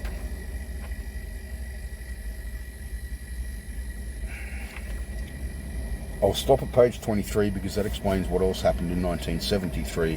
And at that point, either find an audiobook copy of this or buy the book, because I'm not going to read the whole lot. 3 hours already, I've only gotten to page 21. Pages 33 of 106 of a 442-page document of factual evidence referred to. Members of political parties, each under their own party's constitution and policies, who, with their objectives to reform the Australian Constitution towards the existence of Australia as an independent republic. Under a progressive evolutionary process from approximately the 2nd of February 1960, with Governor-Generals William Shepherd, Viscount Dunrossel on the 2nd of the 2nd, 1960, William Philip Sidney, Viscount de L'Isle on the 3rd of the 8th, 1961, Richard Gardner Casey on the 22nd of the 9th, 1965, Sir Paul Hasluck on the 30th of the 4th, 1969, who all published proclamations under my hand and the Great Seal of the Commonwealth of Australia, and who all stated that their appointment as Governor-General and Commander-in-Chief in and over the Commonwealth of Australia by commissions of 18th of the 12th, 1959, 7th of the 7th, 1961, 15th of the 9th, 1965, 1st of the 4th, 1969, RESP, were under Royal Sign Manual and Royal Great Seal of the Commonwealth of Australia, i.e. not appointed by commission under Royal Sign Manual and Signet, as prescribed under Letters Patent of 29th of October 1900. In other words, they committed fraud right there in those years. As amended on the 29th of March 1911, and then again on the 15th of December 1920. So, still committed fraud. Deceived the people of the Commonwealth of Australia and their constitutional sovereign and monarch. Created Australian dollars with no head of power on the 14th of February 1966. Created from 1966 processes to alter canon law to change the name Church of England in Australia to Anglican Church of Australia, and has been known by this name since the 24th of August 1981. And you can see why this has gone on for 35 years, because the less they keep talking about it, the less people have a reason to go looking and just believe the lies they've been told. And after the 1972 election, despite the people of the Commonwealth of Australia being led to believe that their elected representatives would sit as members of the House of Representatives in the Parliament of the Commonwealth of Australia, created an Australian system of government from approximate the 5th of December 1972, when Prime Minister Gough Whitlam and Deputy Prime Minister Lance Barnard, being two members of a political party with its own party's constitution and policies, were sworn in by Governor-General Sir Paul Hasluck into 27 portfolios of a duumvirate government. Duumvirate meaning a ministry of two. Note, the day before 27 ministers were sworn into the Australian government, the International Covenant on Civil and Political Rights, which was opened for signature in New York on the 19th of December 1966, was signed for Australia on the 18th of December 1972. So this had, judging by the sound of that, international interference in our rights. Entry into force generally accepted Article 41 on the 23rd of March 1976, and for Australia accepted Article 41 on the 13th of November 1980. Article 41 came into force generally on the 28th of March 1979, and for Australia on the 28th of January 1993, and published by the Australian Government Publishing Service in 1998.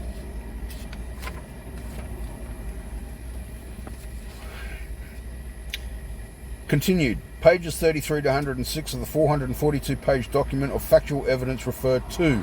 Members of political parties, each under their own party's constitution and policies, purportedly elected into Australian system of oligarchy government from 1972, such as the MPs, not MHRs, under the direction of Prime Minister Gough Whitlam, created their own private Australia and the Commonwealth by altering the constitutional and official definitions without a referendum of the people. Omitted the Queen's Most Excellent Majesty and the Commonwealth.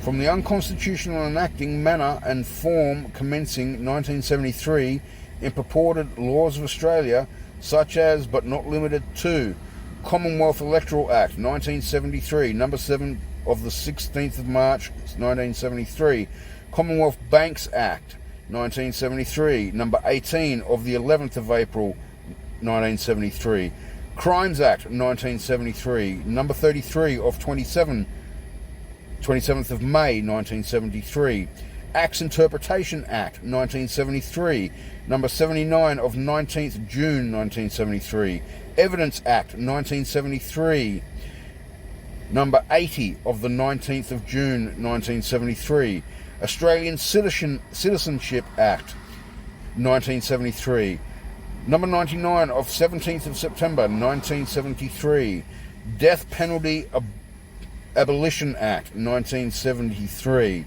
number 100 of the 18th of September 1973, Royal Styles and Titles Act 1973, number 114 of 19th October 1973, Banking Act 1973.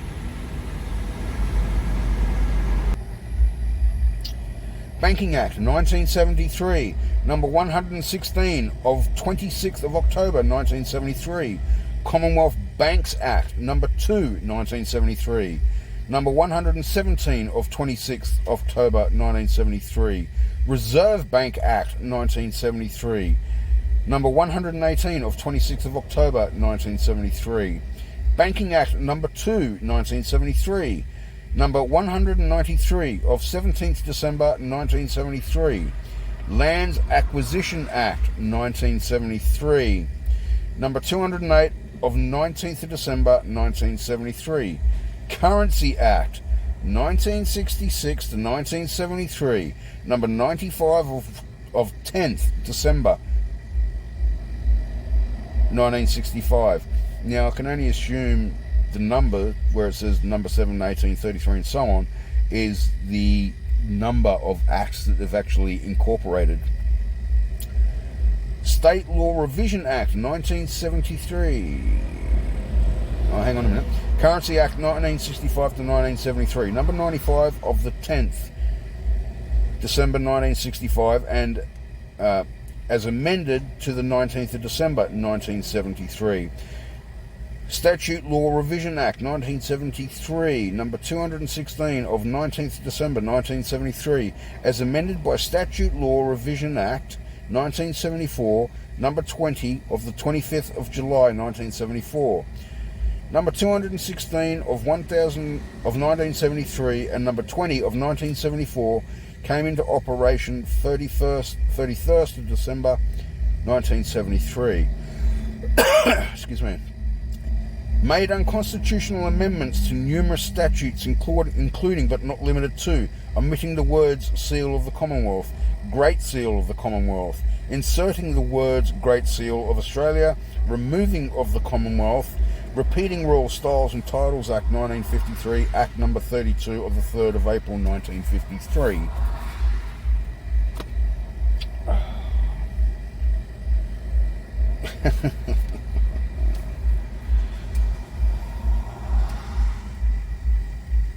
Petroleum and Minerals Authority Act 1973, number 43, the 8th of August 1974. Banking Act 1974, number 132 of 19th of December 1974. Parliament Act 1974, number 165 of 17th of December 1974. Privy Council Appeals from High Court Act 1975. Now the Privy Council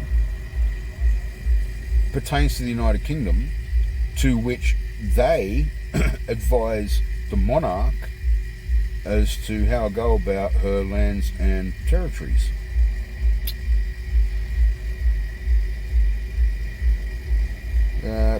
Privy Council appeals from the High Court Act 1975, number 33 of 30th of April 1975. Federal Court of Australia Act 1976, number 156 of the 9th of December 1976. Australian Federal Police Act 1979, number 58 of the 15th of June 1979.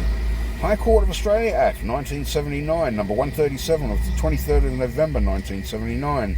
Judiciary Amendment Act number 2, 1979, number 138 of the 23rd of November 1979. Evidence Amendment Act 1979, number 139 of 23rd of November of 1979. Note, numbers 137, 138 and 139 were purported to commence 21st of April 1980, and in particular, letters patent of the 21st of August 1984, Australia Act 1986, number 142 of the 4th of December 1985, Australia Request and Consent Act 1985, number 143 of the 4th of December 1985. Pages 105 1 to 165 of the 442-page document of factual evidence refer to members of political parties, each under their own party's constitution and policies, with their objectives including to reform the Australian Constitution towards the existence of Australia as an independent republic, with certain of their members sitting inside their own Parliament of Australia with their own Australia or the Commonwealth, Australian Government Gazette, Government Printer of Australia, Land for Australia, Australian citizens making oaths, affirmations of allegiance to their own Queen of Australia, Federal Court of Australia,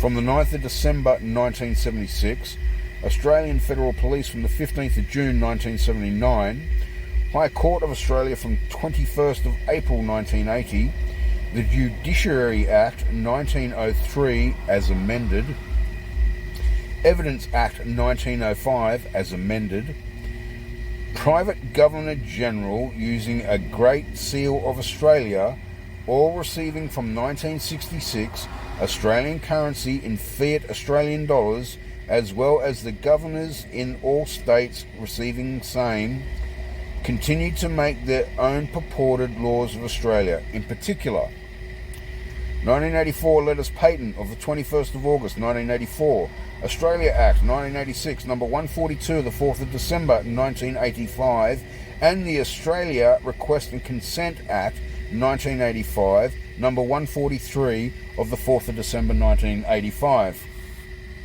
Resulting directly from the 24th of June 1982, 25th of June 1982, and 21st of June 1984, conferences held in Canberra were an unconstitutional Prime Minister and unconstitutional Premiers agreed on the taking of certain measures to bring constitutional arrangements affecting the Commonwealth and the states into conformity with the states of the Commonwealth of Australia as a sovereign, independent and federal nation, i.e.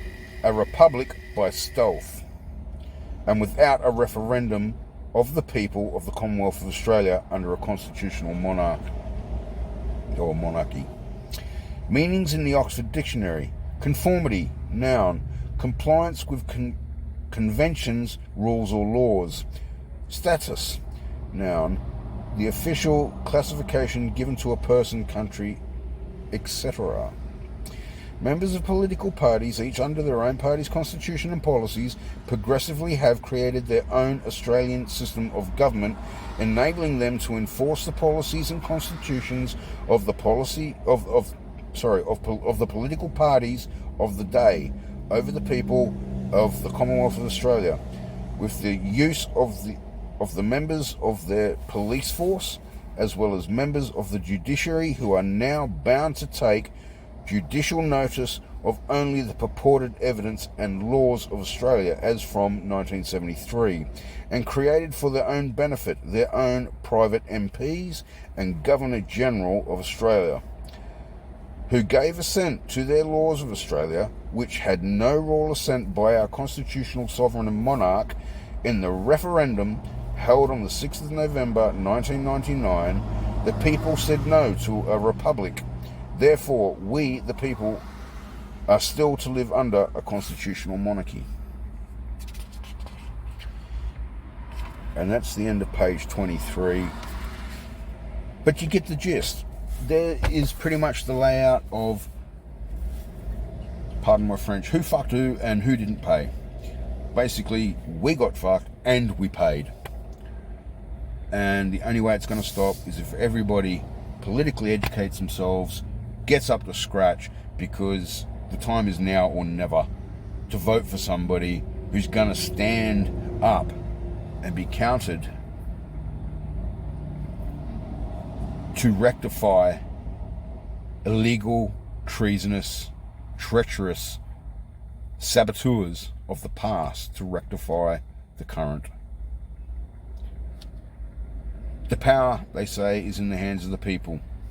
That's clearly bullshit, and it's just a perception that the people are given every 4 years that you have the power, because the reality of it is, under 1901, when the government doesn't do what the people want it to do, the Governor-General can step in and remove the government.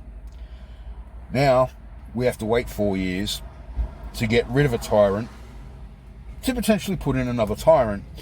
But this is what the Australian people, or a majority of Australian people, don't comprehend. Since ScoMo made the legislative point, and I quote, "Oh, the Australian people are fed up with the revolving door of politics," because we had Gillard, Rudd, and Abbott, and it was a revolving door of politics. I actually didn't mind it. Why? Because it means that the era of those revolving politics meant that those tyrants didn't get their prime ministerial yearly wage for doing SFA for the rest of their life. ScoMo, in his devious little almost bald-headed way, by legislating that premiers and prime minister sits a minimum term of 4 years, guarantees that those premiers and the prime minister receives their yearly political income for the rest of their days. You see, the Gillard and Rudd era, when that showdown went down, by them having a round two, and when I say round two, Kevin 07 got up, but he ended up being stabbed in the back by the red-headed dingbat known as Gillard, and there was a confrontational argument, political argument about it, where winner takes all thing. If Rudd won, then Gillard steps out of politics for the rest of his days, and if Gillard won, Rudd steps out of politics for the rest of his days. It was more important than who gets kicked up the arse and shot out of Canberra, certainly for the people, because the people voted in Rudd, or the party voted in Rudd. Gillard was short of her 4-year prime ministerial term by 1 day. And what that meant was that bitch was not going to be paid a prime ministerial wage for the rest of her life. That's what that meant. And the same thing happened to Rudd, and the same thing has happened to Abbott. But ScoMo, who's a sneaky little dead shit and a vile little turd, he's legislated that every premier and prime minister must sit a 4-year term, guaranteeing their political wage for the rest of their life. Currently, there are 2 ex-PMs sitting in Australia, have nothing to do with politics, have nothing to do with Australia, but they still open their mouth, bump their gums, and think that their opinion or their comments are valid in Australia in today's Australian day and life. That's John Howard and Paul Keating. They are both on prime ministerial wage for the rest of their life, and they do fucking nothing for this country. They don't serve Australia, they don't serve the Australian people, but we pay those dead shits who screwed us over for doing nothing. Absolutely doing nothing. This is why election votes are now 4 years. To guarantee that every Premier and every PM gets their political income, their yearly political income for the rest of their lives until they die. There was at one point in Australia's history where there was 5 ex-PMs that taxpayers were funding for, that these dead shits were doing nothing for the country or the people, and we were paying them for it, for the privilege, because they once did serve the country. Whoop-de-fucking-do. I'd like to get paid from a job that I haven't worked for in the past 20 years. Ain't gonna happen. It's got to stop. We, the people, can stop it. You've got to weigh up what's more important to you. Your incy-bincy little teeny-weeny fucking freedom of not having to wear masks, not having to be vaccinated to work, not have to be vaccinated to fly overseas, piss the digital IDs off, piss all that bullshit off, or vote for somebody who's saying, I'm going to get to the bottom of the corruption in Australia's politics. Those guilty of treason are going to hang. Those guilty of sedition are going to do life in jail.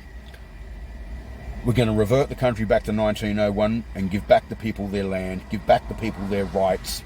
And if there is an uproar for a constitutional change, then we will put out a referendum for a constitutional change.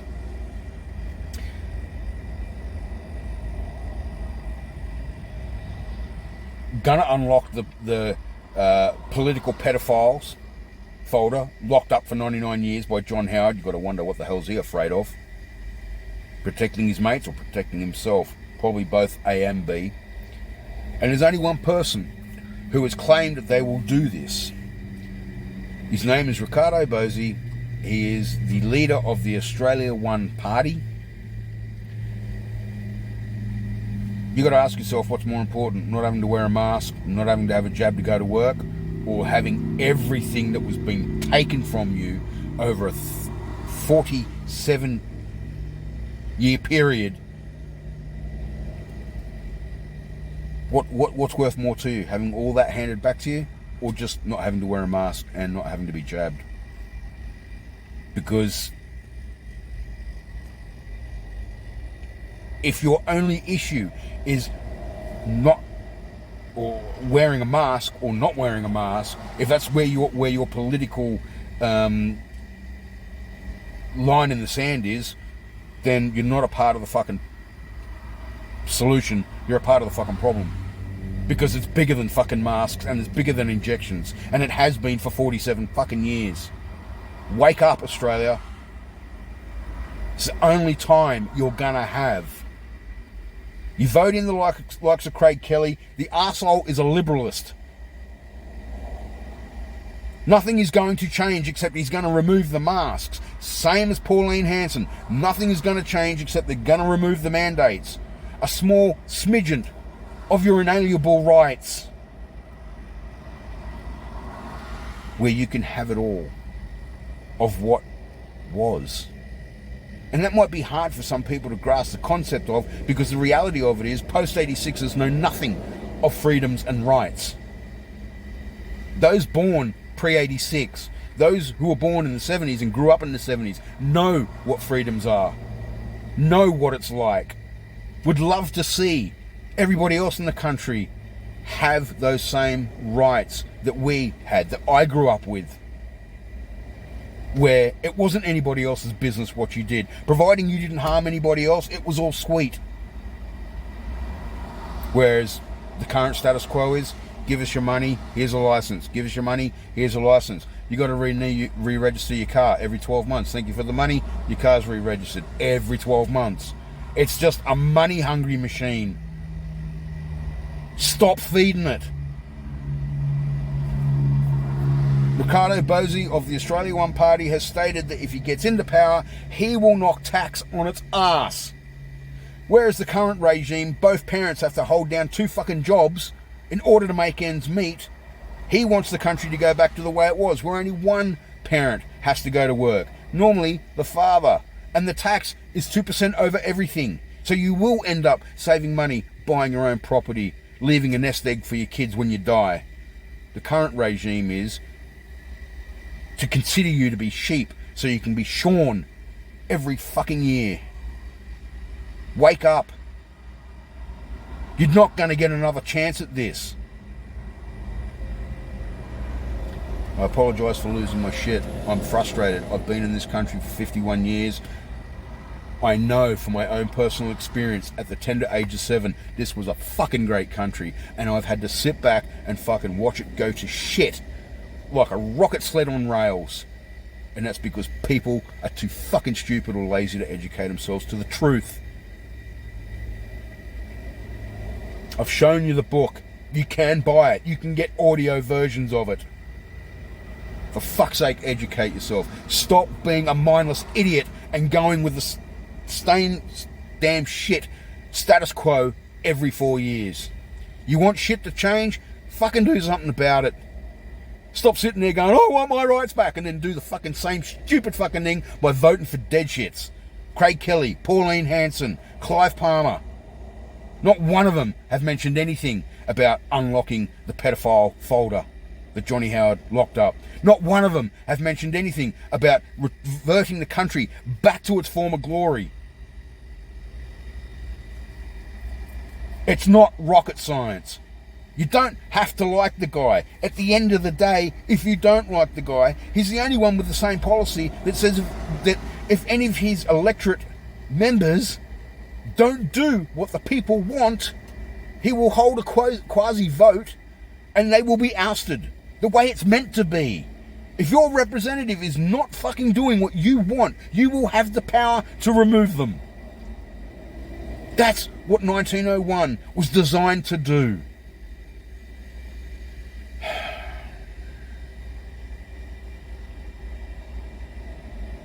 I wasn't born in this country. I came from England. I don't know what my birth country is like. I've never been back. I've never left this fucking country, Australia. I've been here 51 years. And my memory takes me back to when I had fun as a fucking kid, that I could do what the fuck I liked. Providing I didn't smash somebody's shit, and providing I didn't hurt anybody, I could do what the hell I liked. And nobody cared. These days, that's gone. Freedom, rights are gone. Your right to own land disappeared. Your right to voice disappeared. Your right to tell Plod that he works for you disappeared. The way it was meant to be, not the way it is. I'm not allowed to vote in this country because I'm not an Australian citizen. Whether that's a good thing or a bad thing, or you want to crucify me for it, great, go ahead and do it. But at least I can stand proud and say I did not contribute to fucking up this country. Yes, I've worked. Yes, I've paid my taxes. I'm not legally allowed to vote. You do the math. But that's the difference. All you people that keep voting for the same dickheads for the past 35 fucking years are to blame for this fuck up, because you've never changed your mentality. Until it got to a point where they locked you down and you absolutely despised it. Treated like a public criminal. And then you decide to jump up in arms.